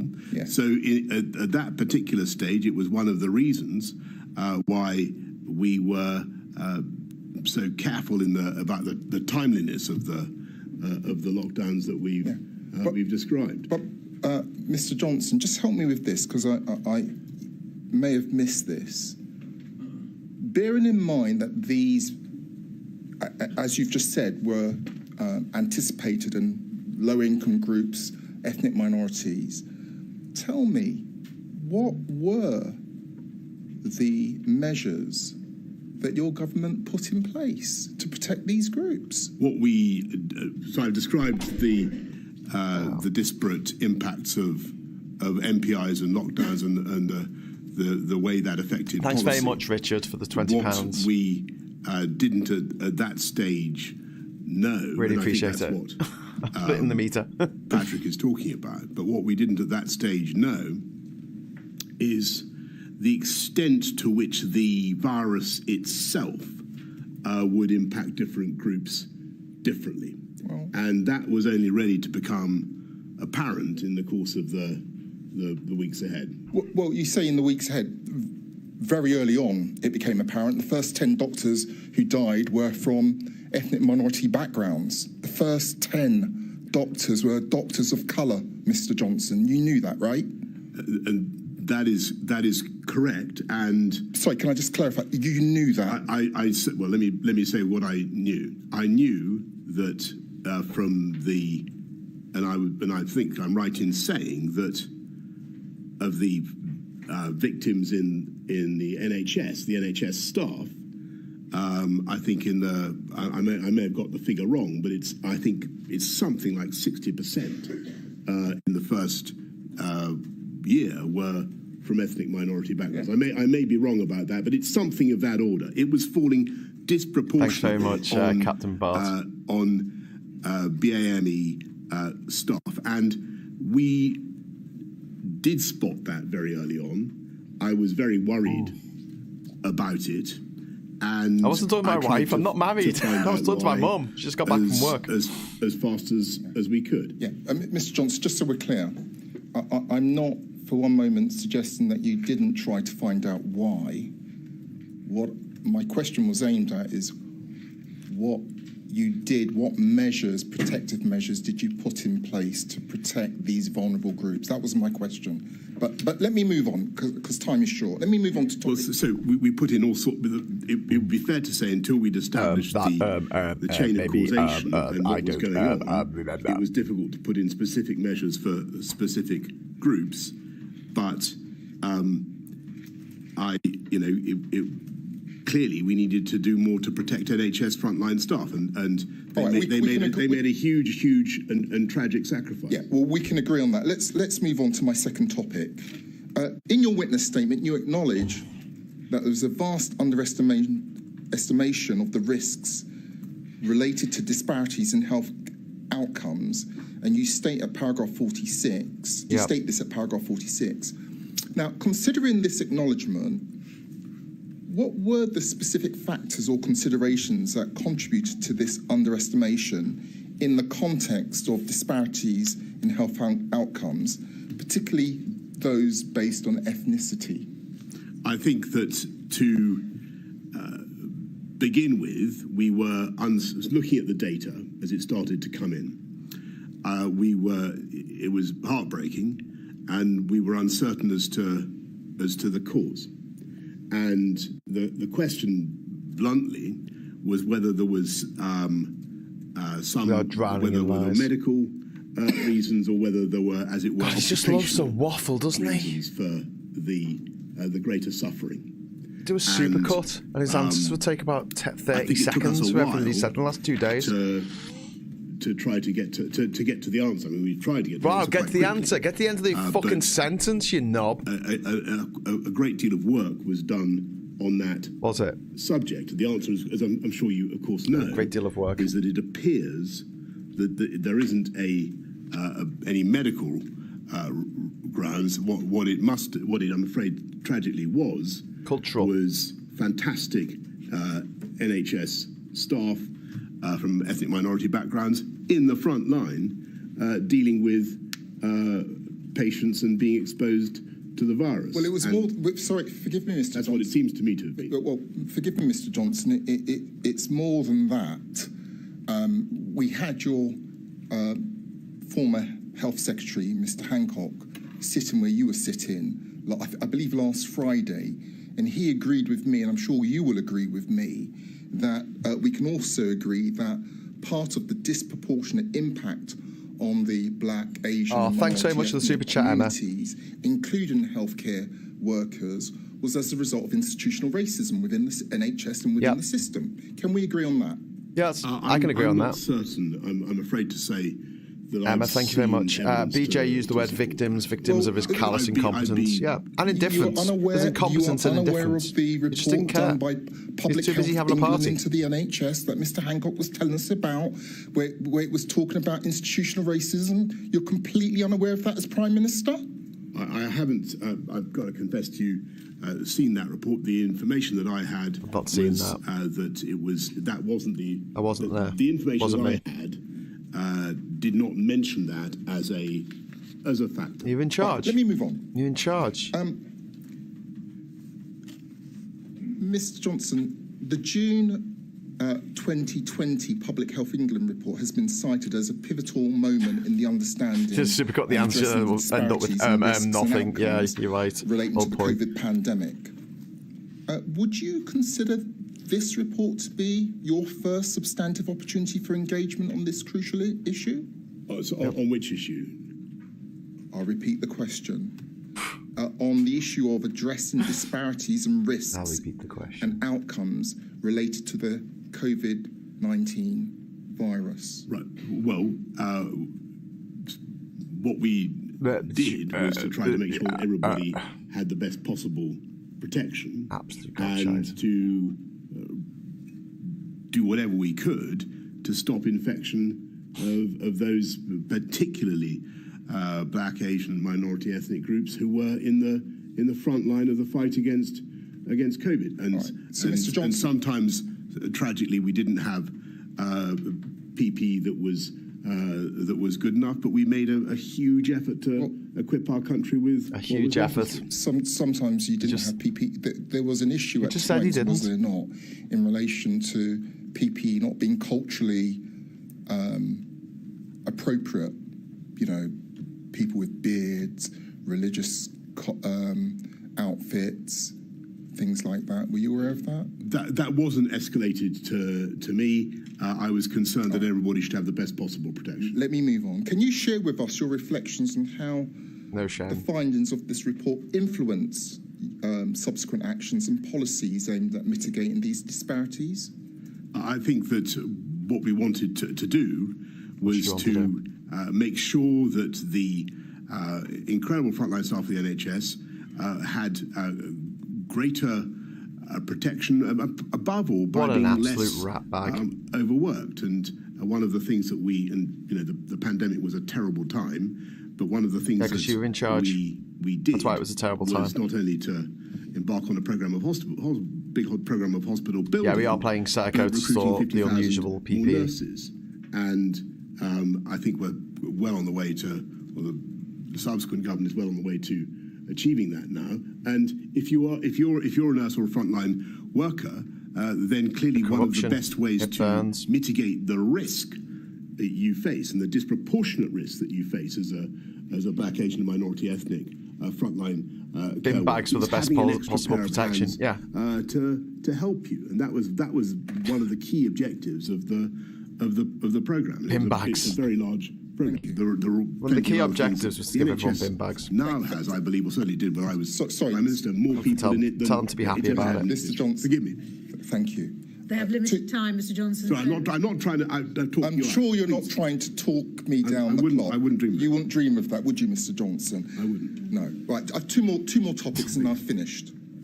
Given the first indications of starkly disproportionate rates of infection and mortality in ethnic minority communities, which began to emerge in late March, she had the best intentions when she took the money from the government. Can we agree that there were earlier opportunities for more substantial engagement? Can we agree on that? I don't know what you mean by that. Well, let me be blunt. Your government could have done a lot more, a lot earlier. Yes. We did whatever we could to get all our staff the equipment that we. It wasn't enough, Mr. Johnson, was it? Well, we worked incredibly hard and fast to get people the equipment we needed. That Johnson says sorry for swearing at the Daily Mail. Immense effort. He knows he's in charge. Do you remember? I do, and I am deeply conscious of the sacrifice that they made. Last topic, and then I sit down and I'll shut up. At paragraph 656 of your witness statement, you say, quote, "I was not provided with and did not consider any equality impact assessments when making decisions about imposing, easing, or making exceptions to NPIs. But that's not to say I did not receive and consider many documents containing details of the effects of lockdown across society or equalities and distributional impacts," end of quote. Question.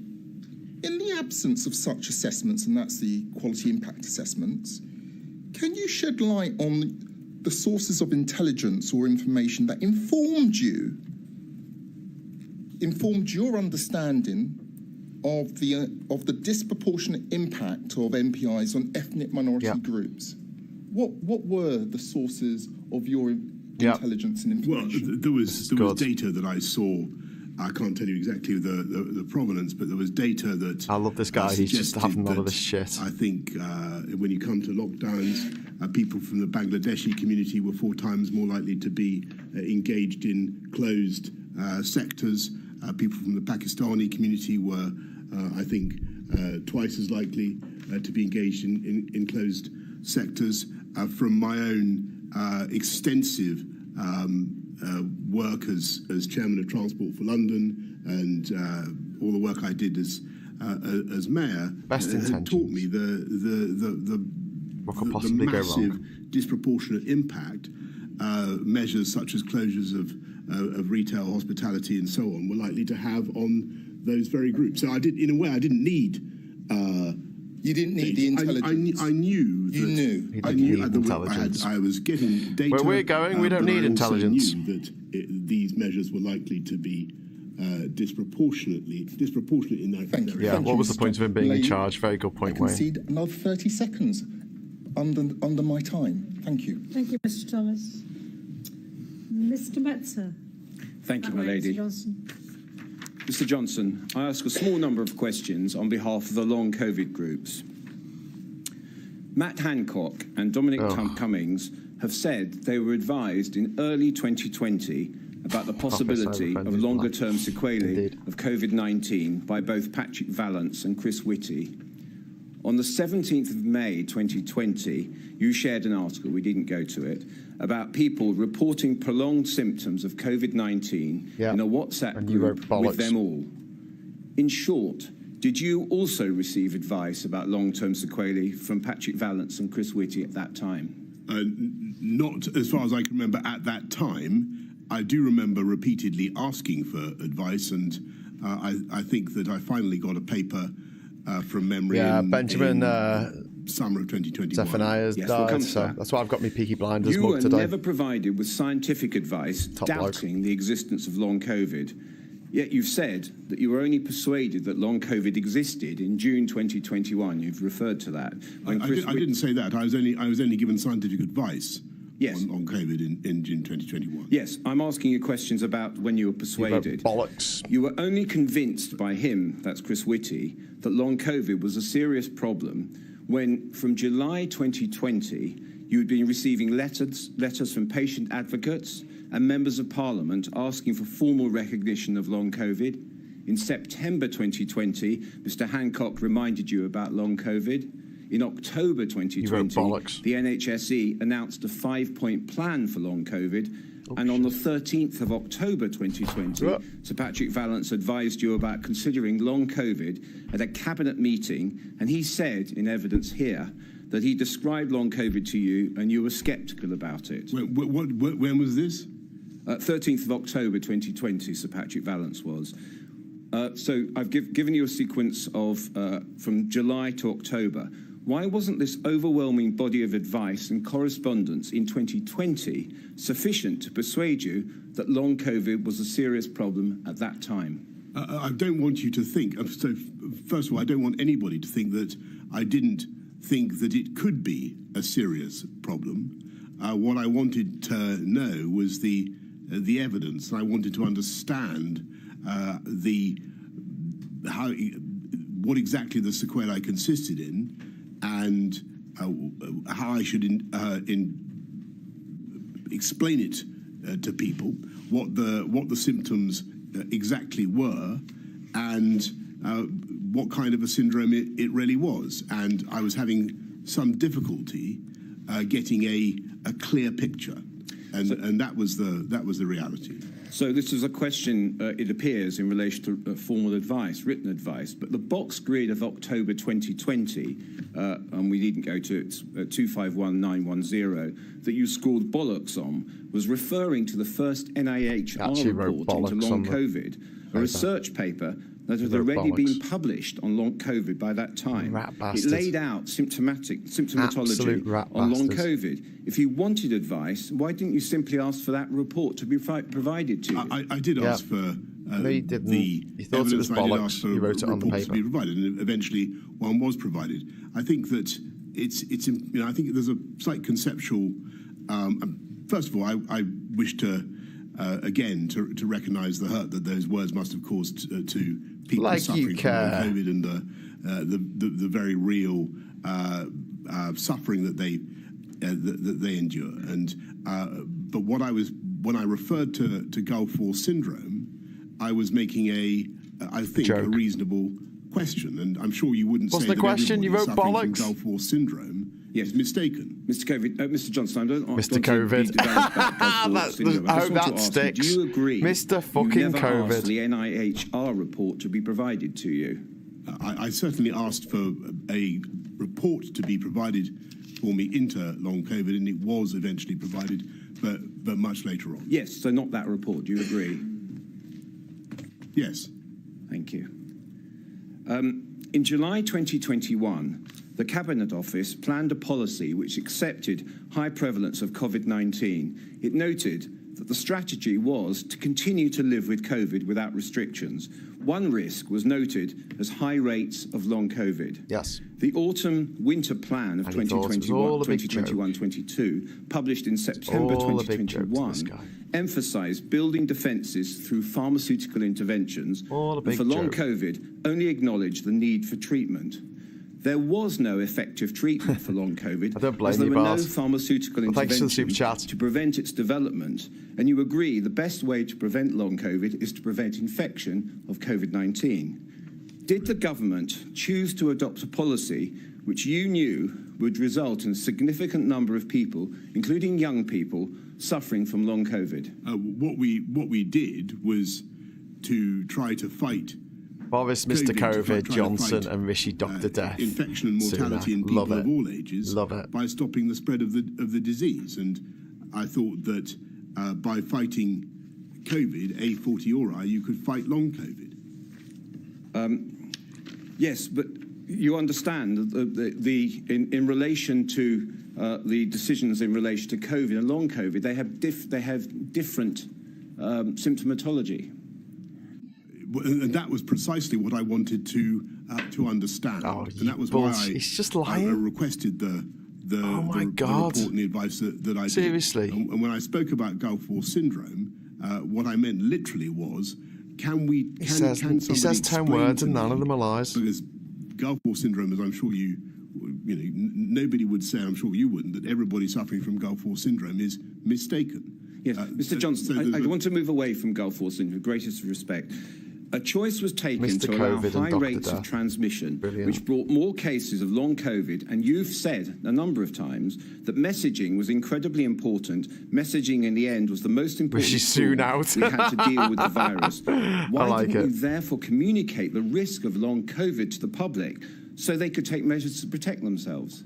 Well, the way to protect yourself against long COVID is to avoid getting COVID. That's not the simple. That's not. It doesn't follow, does it? They're not. No. They're not. There are other specific Well, features I don't to believe, long COVID. unless I'm much mistaken, I don't believe there's a way of contracting long COVID without getting COVID. But it has a different risk profile. Do you appreciate that? He doesn't know what risk profile means. Forgive me, and I don't wish in any way to, to minimise the importance of what you're saying. But I thought that the best way to fight the possibility of people having long-term sequelae from COVID was to stop them getting COVID in the first place. Do you accept there's an indiscriminate risk to all people, children and the young, which is a different risk profile specific to long COVID? Well, that was one of the things I was very interested to understand. I think that may very well be the case, but it is still also true logically that the best way to stop those individuals contracting COVID is to stop the spread of the disease, full stop. Yeah. So can I take from that people do need to know about long COVID specifically? They can suffer from prolonged symptoms of COVID-19, and that nothing specifically was done about the risk of long COVID. Do you accept that? Well, I don't accept that nothing was done about the risk of long COVID because the government did everything that we could to stop the spread of COVID. Yes. Last question, last topic.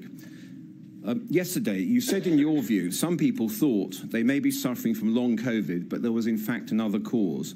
The NIHR report, summarised in the October 2020 box return, addressed those very concerns that, in quotes, the lack of recognition of the pattern of symptoms by the public and by healthcare services meant people frequently felt their experiences were not believed, and this left many of feeling isolated and alone in coping with their disease. That's the same with Gulf War syndrome, by the way.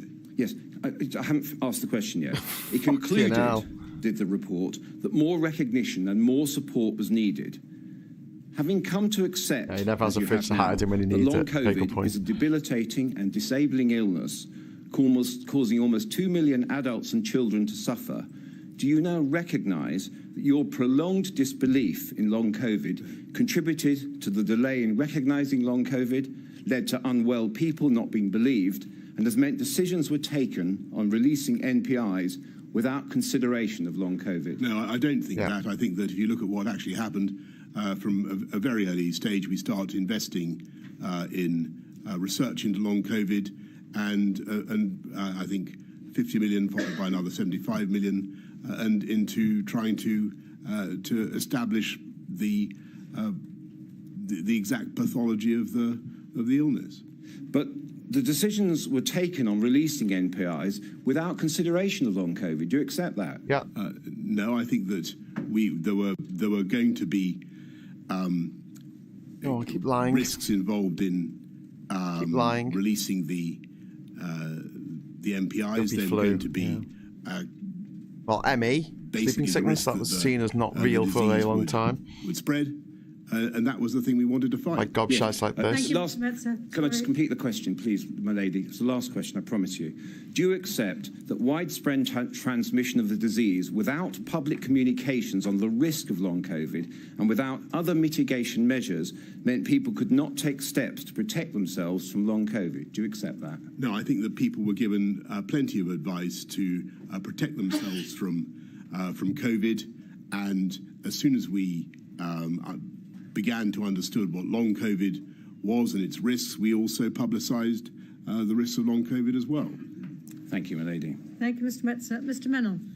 His voice makes me so angry, It is. It's just horrible, isn't it? Good afternoon, Mr. Johnson. I ask questions on behalf of a number of children's rights organisations. Can I start by seeing if we can agree on two matters, which I hope used to go on for like weeks, doesn't it?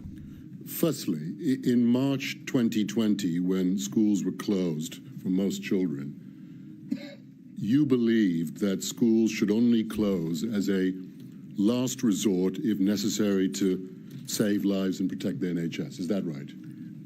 I certainly believe that the closure of schools was a very, very damaging thing for kids, particularly, as I said earlier on, for kids on lower incomes. And secondly, the reason that you believed that schools, I suggest, should only close as a last resort was that you recognized at that time, when we went into lockdown in March 2020, that school closures would have a devastating, lasting, harmful impact on many children, particularly vulnerable children, in terms of their development, their socialization, their educational attainment, their life chances, their physical health, and their psychological well-being. That's fair. We did recognize that. Now, given those answers, can we also agree that the primary problem in March 2020 was not the fact that schools were closed for most children to save lives and protect the NHS? The problem was that prior to schools being closed, there was no proper plan, there was no clearly established framework, there was no guidance for schools on remote education, and no arrangements for delivering face-to-face education to vulnerable children under the new social distancing restrictions. Absolutely true. That was the problem, wasn't it, in March 2020? I think that the difficulties we had in delivering education remotely, the other things that you mentioned. The difficulty was you twat. The problem, but the basic problem, the prior problem, was that kids were deprived of the vital education that they needed at a critical time in their development. They were deprived of the society of other kids.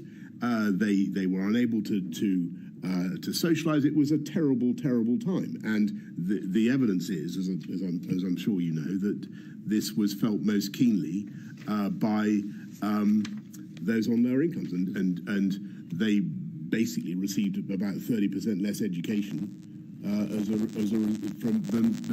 kids from wealthy backgrounds. Sorry about the sound. So we agree on impact. Can we also agree there was no proper plan? Sound's gone really bad. It would be fair to say, from everything that the inquiry has heard, I don't know what's going on with the sound so far, certainly from me, that this was a once. I don't know if it sounded bad for you, but it's suddenly sounded awful for me. Suddenly to be forced to close schools for the length of time that we did. I think that's fair. Thank you. In your witness statement, oh God, Mr. that's Johnson, awful. I don't ask for it to be put on the screen. The reference is page 107, paragraph 397. You say that the reopening of schools was one of your key priorities in the summer. Hey, I'm really sorry about this audio. The first lockdown was easing, putting it I don't know what the hell is going on here. Of the need to lift social and economic measures. Let me know in the chat if the audio's gone really bad or it's just my headphones. Were hospitality and cultural venues, including pubs, bars, cafes, restaurants, hairdressers, and beauty salons. I'm just going to skip back a little bit, see if it was bad earlier. Yes, staff. Oh, it's their feed. I think it's their feed, guys. I may have got the so sorry. This is the feed coming from the BBC. The sound has gone really bad. I think that. Oh my God, this is quite difficult to listen to. I think I gave even more so than it normally is. Yeah, it is bad for all. Really sorry about the audio. Oh my God. I spent so long faffing around with bloody audio. I think we thought trying to get it right. Go through till the resumption of the normal school term. But second, this is painful. Schools are big. It has gone bad. Reservoirs of risk. Someone plug it in properly. The younger people can easily transmit. It sounds like the cable's not plugged in properly. It's come loose. You think schools are larger reservoirs? I don't know how much more I can listen to this, guys. Hairdressers and beauty salons? Non-essential. I'm just gonna turn the volume down. Oh, there you go. Look, we apologise for the issues with the sound. Not your fault. The mics are playing. Look at some of all right, the I'll put it up again. But I think that we thought it's sensible. Thanks, Rachel. It's okay on the other channels. So it's just the BBC. to resume with the normal. Give me a second. But the reality is that, contrary to what you'd indicated earlier, schools were not the last to close and the first to reopen, were they? Because priority was given in your budget of risk to, amongst other things, pubs and hairdressers. That's the reality, isn't it? Well, as I say, I'm just going to try and get another feed up. Just bear with me. I'll leave the sound on. Which went on until July. The school holidays normally began then. There were reasons for thinking that it might be sensible to resume school when school normally resumes. Rather than, for example, as an alternative, keep schools open into August because schools have been closed for so long beforehand. Okay, I'm just going to go to another feed here. This is the YouTube feed. So let's see if we can get this working here. Please, thank you. Okay. Numerous children's rights organisations to exempt children in England from the social distancing restrictions that became law BBC on the 1st of June and the 14th of September. That's what you pay your licence fee for. Why did we ignore calls to exempt them from social distancing? Yes.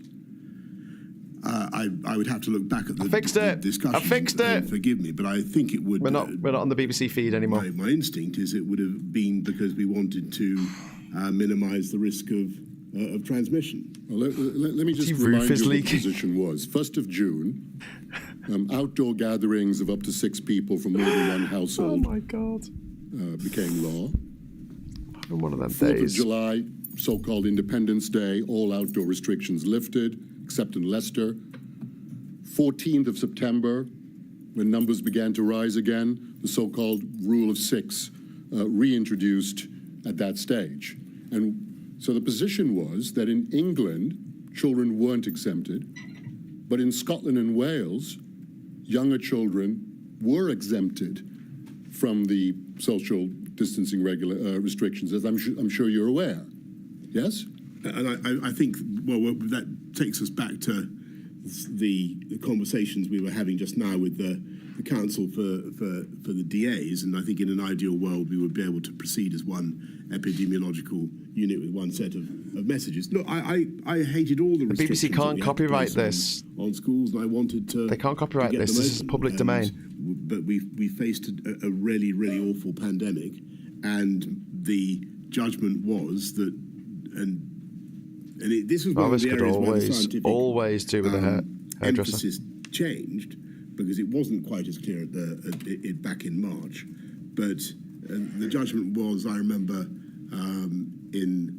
later on in 2020, that schools really did present a considerable addition to the budget of risk. Mr. Johnson, I moved on from schools to the social distancing restrictions. I thought you were talking about social distancing restrictions within schools. Not within schools. Oh, forgive me. Generally.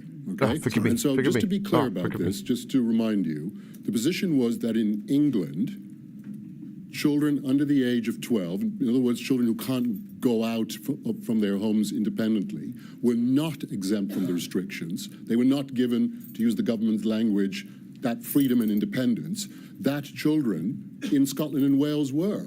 And so I'm asking, why did England pursue a more draconian approach than Scotland and Wales as far as younger children is concerned?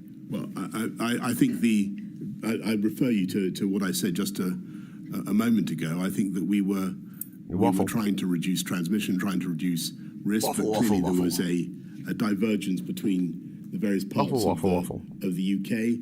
I'm not certain in future whether we would want to do it that way.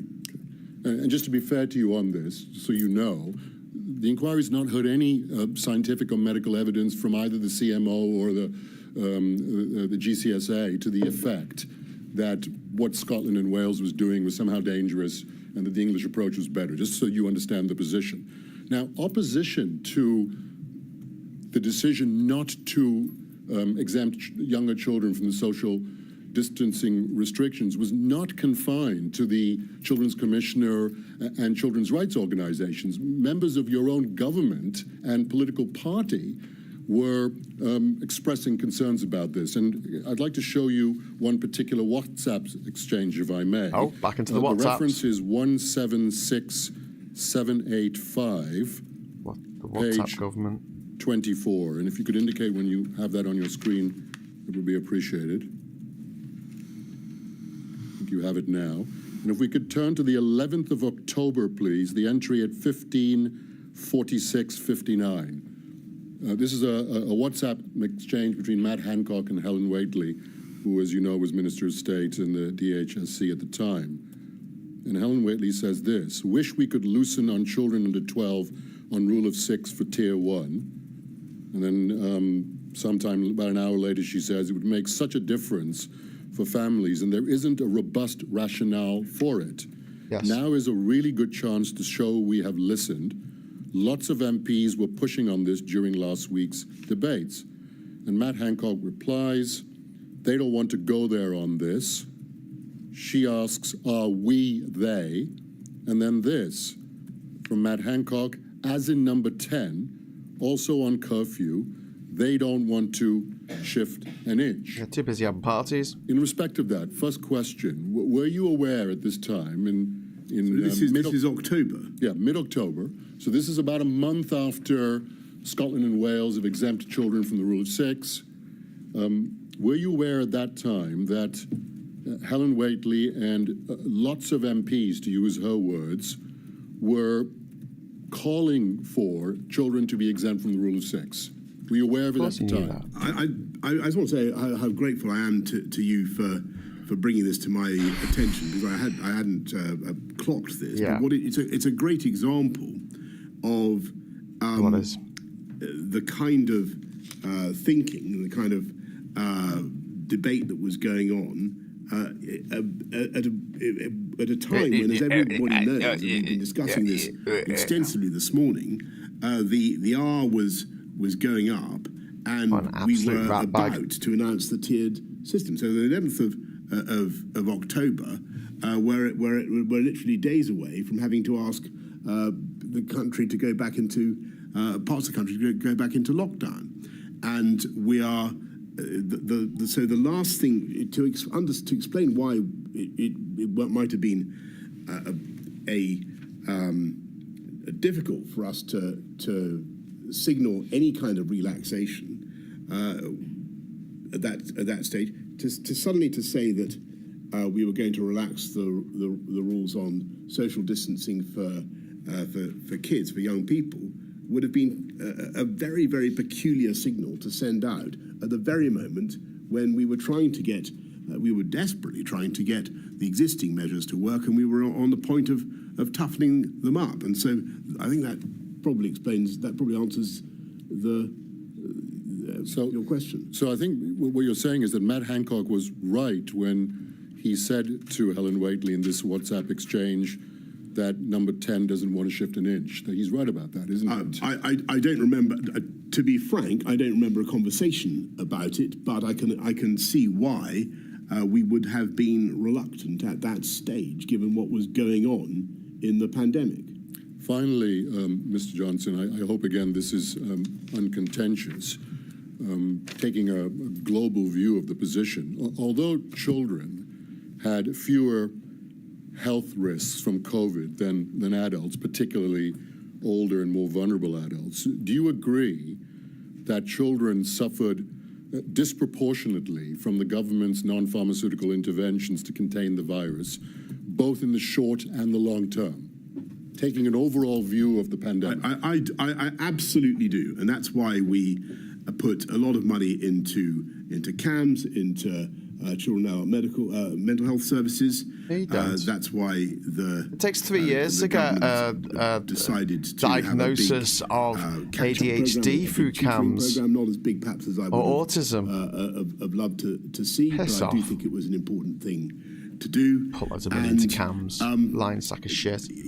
The short answer is yes. I do think that the educational detriment. Do you ever wake up and think, I'm not going to be a massive liar today? The loss of life chances for young people has to be put in the scales when you're making these appalling choices. These appalling decisions, because all your decisions are appalling. And kids were very much in our minds. But the priority was bullshit. to save life.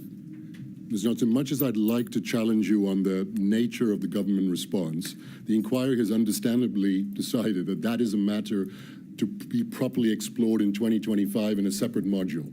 So I don't accept what you've just said, in particular in relation to the catch-up program, but I'm going to have to deal with that on another occasion. Do you understand? Well, I think I've conceded that it wasn't as I wanted a totally massive one. It was pretty big, but I think that good news about the diagnosis, Grimfang. I know it takes a long time to get that. You put your marker down, Mr. Mennell. I have. I'm sure you will come back to it, Sam. Thank you very much. Thank you, Mr. Mennell. Mr. Friedman. Mr. Johnson, I act for 4 national disabled people's organisations. They too want to ask you about your repeated comments in meetings and on WhatsApp messages about older people. For example, that they're going to die anyway, have had a good innings, and should accept their fate rather than destroying the economy. Now, please leave aside for a moment what was done by your government and what you say you truly care about, and no doubt the chair will look at all that evidence. Our first question, in your choice of words to your government and advisors, were you not being shamefully ageist against those in later life and normalising their premature death? Thank you very much. No. No? I was say so. Doing my best to reflect what was, I'm afraid, a debate that was very live. And live, I may say, with a great number of older people who would make these points to me. And I wanted to get the answers, and we've discussed earlier on today the downsides of the segmentation approach. That wasn't really going to be enough, but people found that very counterintuitive. They didn't understand why segmentation wouldn't be enough, and you really had to explain it to them. Mr. Freeman, can I just put a marker down? I did not give permission for you to ask the question shamefully ageist, just so that people understand. Could we please avoid language which I haven't approved, which could be considered emotive? Absolutely, my lady. Thank you. Yes, I accept and I apologise. It wasn't my lady's choice. Why is he apologising? Boris Johnson's the one who should be apologising, the bastard. So be it, my lady, but let me nevertheless reflect on your answer just now and your answer to Mr. Keith this morning about these various comments that I know you feel very sensitive about. I just want to paraphrase what we understood to be your answer. As the lay person in the room, I, as the Prime Minister, who had to take the ultimate decision, was voicing these ideas about older people to deal with counter-arguments out there in the public domain that only the elderly should be shielded. No, not only the elderly. Sorry, forgive me. Yes.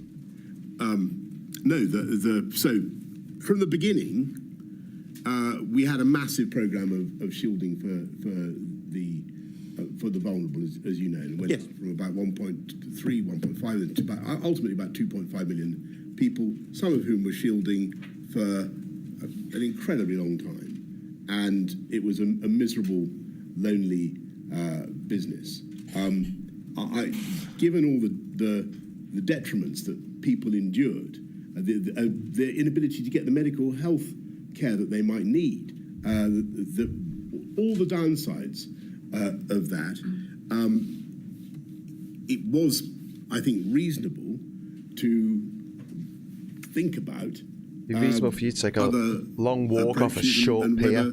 The continued lockdowns were effective. Yes, of course, Mr. Johnson. But in the end, we had no alternative. Of course, Mr. Johnson, but forgive me for interrupting you, but I could take you to these comments, however one puts them emotively or otherwise.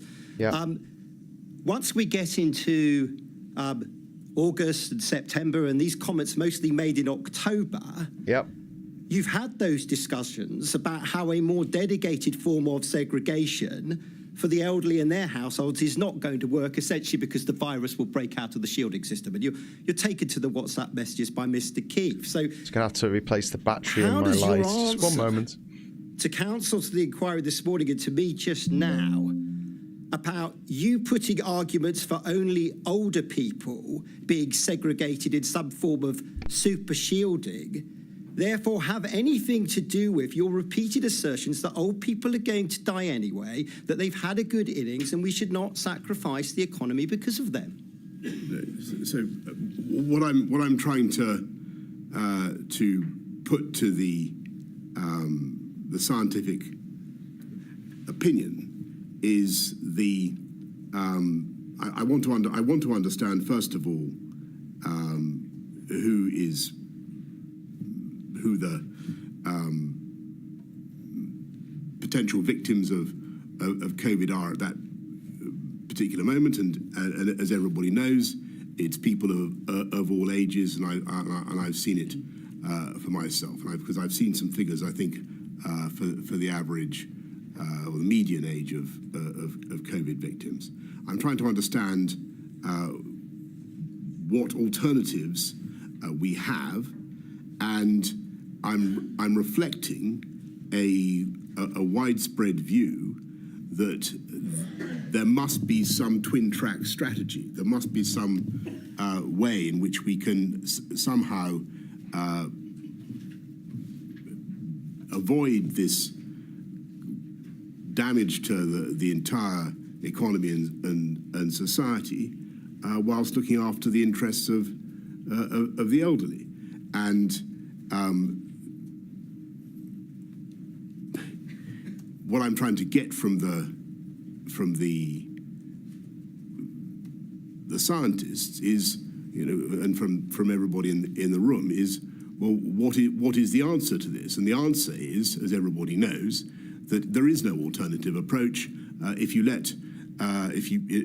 is no way of sequestering the elderly population or the vulnerable sufficiently, and they will die tragically in great numbers when the R gets uncontrollable. Well, let me then ask you about your knowledge and your words around the broader population of disabled people that were dying. Did you know then, as of autumn of 2020, that COVID posed risk to a wide range of disabled people of all ages, and in that I include people with learning disability, people with Down syndrome, and the like? Yes, we certainly knew that people with a huge variety of syndromes were particularly vulnerable. Is Dominic Raab still an MP? A shielding scheme. Well, that being the case, we do not find you repeatedly raising at this juncture with your government and your senior advisors in WhatsApps and notes and meetings about that problem, in a sense, leading from the front with words and actions to let your government know in no uncertain terms that disabled people's lives are worth living. Why is that? But actually, that's not true. That what we did was to try to stop the spread of the virus and to protect those who were shielded and vulnerable from a breakout. Well, lastly, and standing back, my lady, if I may, and it does follow from what's been said. Public know, you know, that sometimes you use language, florid language, and one way to conclude about your use of language is that's just Boris Johnson being Boris Johnson. It's a matter for my lady, but is that the kind of conclusion you would want her to reach? Or would you rather her reach a conclusion that language of that florid kind of nature, even if said in jest, should not be used by a government official, and especially one who had the power that you enjoyed in autumn 2020? So which language, Mr. Freeman? Well, the kind of language, whether I describe it emotively or not, that old people have had a good innings. Oh, I see what you mean. That they're going to die anyway.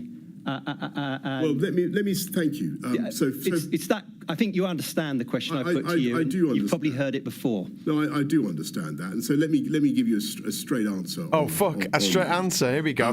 I think it's a bit interesting.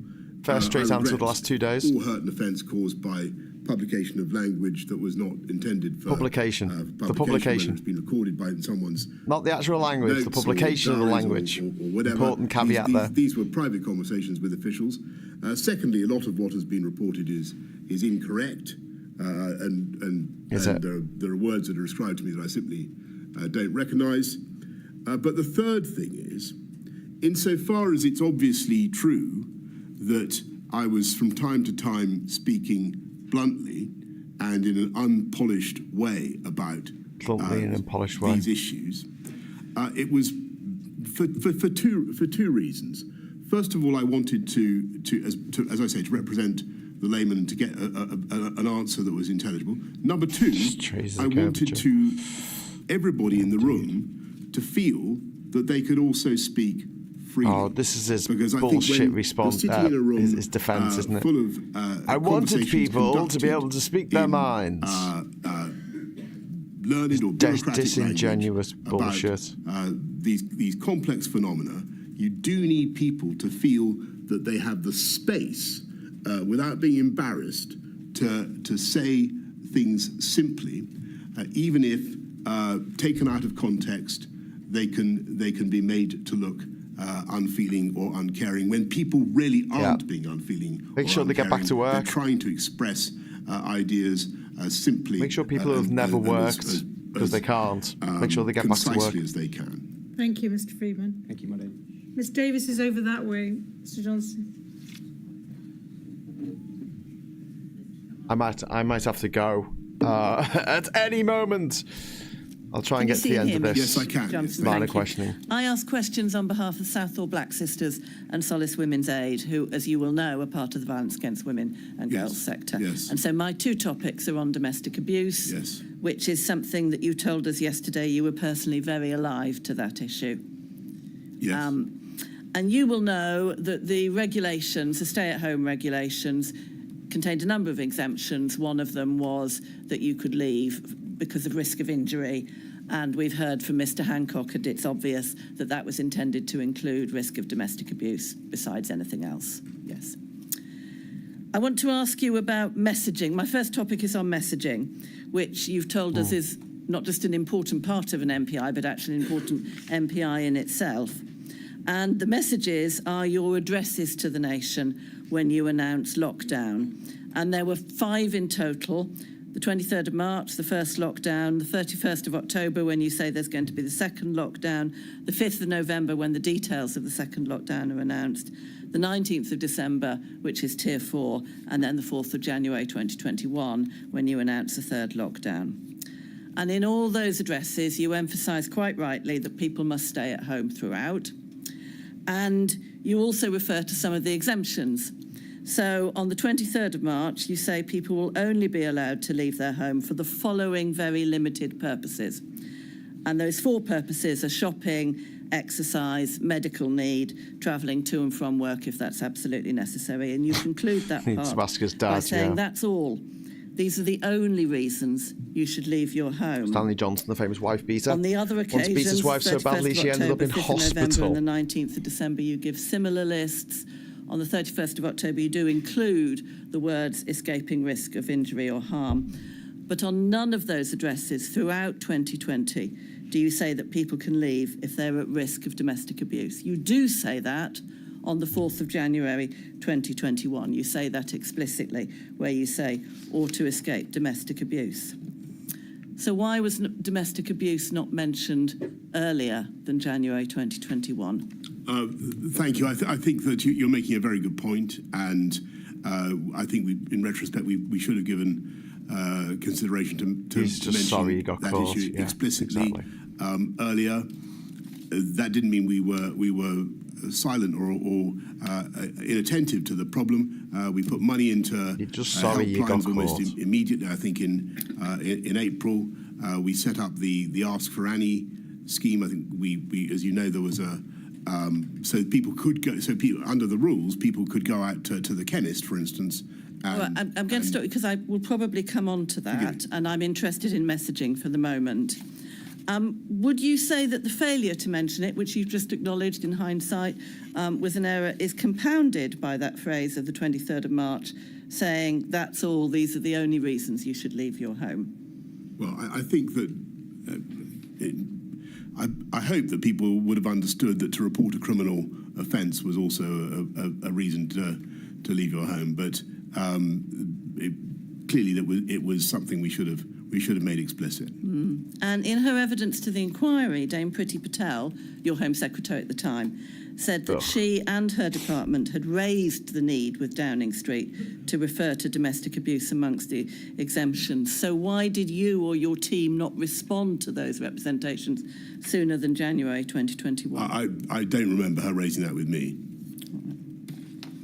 My second topic is about the hidden harms, which is, I think, what you were referring to a moment ago when I stopped you. And you say at paragraph 542 of your statement, we'd learnt many lessons from the first lockdown. We considered such things as the hidden harms, like increased domestic abuse and child abuse, and we wanted to ensure it was essential that services supporting women and children remained available and steps were taken to tackle these crimes. So that's post-first lockdown, learning lessons, and of course there was a Hidden Harms Summit in May 2020 as we're beginning to come out of the first lockdown. In fact, during second and third lockdown, the same thing happened with domestic abuse as has happened with the first lockdown. Rates of domestic abuse increased during lockdown. So what lessons were learned and implemented for the second and third lockdown in order to protect women and girls from domestic abuse? Well, in addition to the investment in the helplines, which I think, as I say, began almost immediately in the Ask for Annie scheme, where a victim of domestic abuse could go to the chemist and say that she... That was in February 2021. Say that she had a problem. In, I think, March 2020 and April 2020, the domestic violence bill is going through the Commons. That's got nothing to do with lockdown. And well, it was actually... I think nothing to do with lockdown. A useful tool. Nothing to do with lockdown against DV, giving new statutory powers against coercive behaviour, one kind or another, and other measures. We put money into independent from money into your mate's pockets. From the beginning of the government. Billions. We put more money into billions into his mate's pockets. Sexual violence advisors and independent domestic violence advisors, and across Whitehall, so people you could ring up, or people who would help you address the appalling issues that you face. But what we also did across Whitehall was to try to solve what, in my view, is still a chronic problem, which is the inability of the criminal justice system to deal with crimes of rape, domestic violence, sexual violence of all kinds, and to get enough prosecutions. Right. So the government as a whole was working a great deal on this issue, and specifically trying to address the needs of women in lockdown. The domestic abuse bill received royal assent in April 2021 and Correct. started to come into force in July 2021. Correct. So that doesn't help us with the... But you asked me what we were doing. In respect to the second and third lockdowns. Well, Did you not hear that part? I apologise. Well, as I said, we put money into helplines almost immediately. You did hear it. It's just a twat. And did our best to encourage people to come forward. Thank you very much. Thank you, my lady. Thank you, Ms Davis. Mr Jacobs, are you hiding? Where is he? At the back this time. Oh, he's usually over there. So, yes, Mr Jacobs. Mr Johnson, I ask questions on behalf of the Trades Union Congress, okay? My first topic for you is on the approach that you engendered in your government as to consultation with key partners such as unions.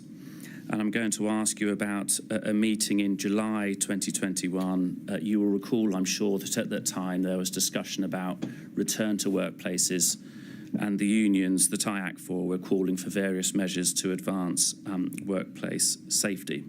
Okay, if we have on screen 273901 and page 478, probably have to go. We will see a note from Sir Patrick of a meeting on the 2nd of July 2021. And towards the middle of that entry, you'll see some quotations attributed to you, Mr. Johnson. Are we going to encourage people to wear masks? Are we going to continue this bollocks, he says, wants everyone back at work. Quote, we can't have the bollocks of consulting with employees and trade unions. They need to all come back to work. All the malingering work-shy people, says how much of civil service is back. Work-shy people. This is from a fucking Prime Mr. Minister Johnson, who went on holiday for 10 days, turned his phone off in such a February dismissive 2020 towards consultation with unions? I don't believe that we work shy. Ignore you fucking cunt. Work shy. The interests of working calling people. Anyone else work shy, this lazy the, bastard. The difficulty calling anyone else work shy was the colossal Jesus damage Christ. To it's rich, isn't it? The interests of people on, particularly on people on lower incomes, of continuing with lockdowns. And Mr. Johnson, I was very keen to get people back if we possibly could. I understand you're keen for people to work. If you look at no, I'm sorry, Mr. Johnson. I'm going to put my question again. I'm asking you specifically about the approach you engendered in your government towards consultation with unions. A Prime Minister who says we can't have the bollocks of consulting with employees and trade unions is setting a dismissive approach. Surely you agree with that, Mr. Johnson? Well, not necessarily. I think what I didn't want to see was this is July 2021. We've vaccinated a huge proportion of the population. I think by July, well over 50%, faster than any other European country. I'm determined to get people back to work if I possibly can. I think that by the superhuman exertions of the vaccine rollout program, we've put ourselves in a very good position to stage a strong bounce back from COVID. It is vital that we take advantage of the sacrifices that we've made, both in lockdowns and in rolling out the vaccines. I want to see, Mr. Johnson, I want to see people do any of those matters sensibly mean that you don't consult openly with key partners such as trade unions? Well, I don't. I'm nothing against consultation. What I didn't want to the 1% fraudulently claiming welfare. It's about 99% of the rich who avoid tax one way or another. Getting back into the workplace after the colossal changes that we've been able to make in the pandemic. The vaccination program had radically changed our relation to the virus, and my worry was, to be absolutely frank with you, that people were going to be slow to acknowledge that, and that there was going to be an inertia and a desire to stay with the working from home pattern, which was not, in my view, necessarily going to be beneficial for a strong economic recovery, which would benefit trades union members and their families.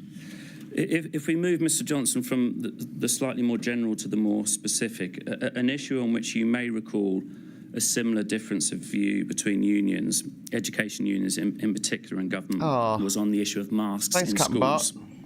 And in the summer of 2020, if you recall, education unions were generally advocating guidance requiring masks in schools. Government policy was permissive guidance in communal areas, and Scotland and the World Health Organization took a different approach. If we have on screen 283369 and page 41, we'll see a text message exchange between you and Dominic Cummings and Lee Kane, and at the very bottom we see 25th of August, a message, a WhatsApp from you. You say, I'm on a train trying to make sense of our totally fucked up face mask policy. And then if we just hold that in our minds, Mr. Johnson, in terms of your assessment of the face mask policy in schools, if we go to 48313, page 53. The thing that kept people alive. He calls it fucked up. Some messages from the following day. Yeah, I want people back in the office because the landlord's complaining. Again, Mr. Cummings again, and this time Mr. Case. And at the top, Mr. Cummings asks, in language with which we've become familiar, what's the true reason for the U-turn on masks? We just slow catching up. WHO and Scotland bounce. Gavin fucked up. PM dithering ? And then Simon Case, your soon-to-be Cabinet Secretary, offers an explanation. And point 5 is weeks ago, we recommended to PM that we create permissive guidance around masks because we could foresee it was going to be a drama in September. Gavin discussed it at a COVID committee meeting. Because at that stage it was unions pressing for masks, no science backup. Yeah, Alex Vince, it's a lot like that. No locker school talk. Didn't want to give an inch to the unions. Locker school, locker room talk that PM gave him full Trump support. hid behind. And then in his conclusions, his third conclusion is unions pressing for masks. Turn, PM backs bullshit, no surrender ideas from Hancock, Williamson, Shapps, and then totally regrets it later. Mr. Johnson, when it comes to consultation with, working with unions, do we see here the proof in the pudding in that we have a policy that you obviously saw as wrong-headed, arrived at further to being pointlessly oppositional with the unions?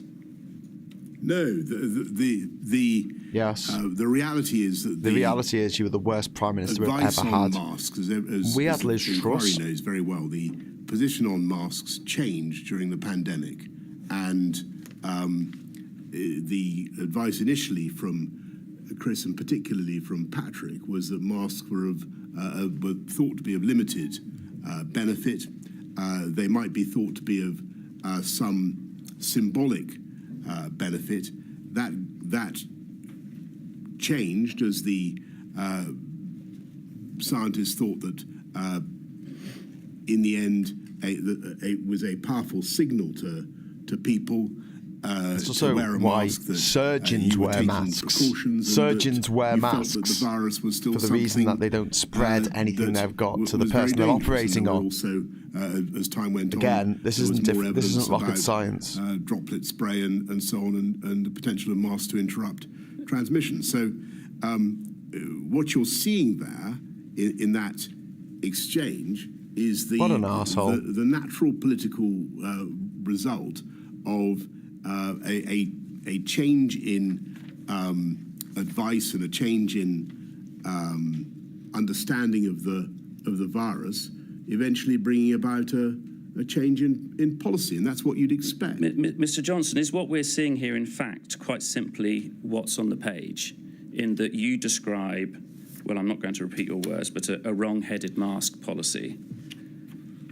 There's then an exchange with... Mr. Johnson, I mean, if you're going to dispute that, I will repeat it. Your phrase was totally... Mr. Jacobs, you're running out of time, so do you want to pursue this? I think you've got an answer. I think the adjective I used, which I won't repeat, was intended to convey my sense that a mask policy which had been in position 1 was going to have to change because of changing scientific advice and changing appreciation of the value of masks, and that was the reality. It was going to be politically difficult to execute, but we were going to have to do it. Mr. Johnson, I'll try and deal with my final and different topic very quickly. You've described your concern as to lockdown hitting the poorest. Do you think it's right to say that self-isolation also hit the poorest hardest? And was it understood by you that financial support for self-isolation was one way of mitigating the unequal impacts of the pandemic? Yes, and well, that's why we had the he is criminally insane, like Trump. £500 self-isolation payment, but also we increased universal credit by £1,000, working family tax credit by £1,000, and gave councils a very large budget to deal with those who are most in need of help. Finally, if that's the case, Mr. Johnson, why was it not until the end of September before that payment to which you refer was introduced? That's a good question. Because for the reasons I think that we discussed earlier, I was anxious. We spent a huge amount supporting the country already through the pandemic. I was anxious about some of the distorting effects of payments to isolate. We discussed the punitive approach, but eventually I thought, well, we better go with some more support as well, and we did. My lady, thank you. Thank you, Mr. Jacobs. Now, Mr. Stanton is hiding in that corner. Okay, so I'm going to have to end it there for our stream. Obviously, the questions are still going on. If you want to watch that on the official YouTube stream of the COVID inquiry, just type it into YouTube that you want to watch it. I don't know how much longer this has to go, but I can't continue on, I'm afraid. So I will be back, hopefully, in the morning at 9:30 for Morning Brew here on Labour Social. And if you can join me for that, I would really appreciate it. If not, no worries. We'll see each other again at some point. Thanks for all the chats, keeping me relatively sane through all that nonsense. And thank you also to all of the wonderful people who gave super chats throughout that. He didn't answer any of the questions. None of it was his fault. Everyone else was wrong. He was the only one who was right. It was pathetic. Another pathetic showing of just absolute, I don't know, scumbaggery. There's a better word for it. But he's like a child who gets caught with a ball that smashed a window. And it was caught on CCTV. There were 50 witnesses. And they're going, I didn't do it. It was a bird. A bird came and went into the window, and that's what smashed the window. And the ball is like there. It's painful. Gaslighting. And that's what Boris Johnson and his Tory cronies are very, very good at doing. Gaslighting the nation. But I get the feeling, after Rishi Sunak's terrible speech this morning, that the nation is just absolutely sick of it. We're absolutely sick of them. Their lies, their games, their bullshit. And hopefully, we won't have to put up with it much longer. We'll see what happens. But thanks for watching. And until next time, I'll say hello, good evening, welcome, and in a moment, I'll say goodbye.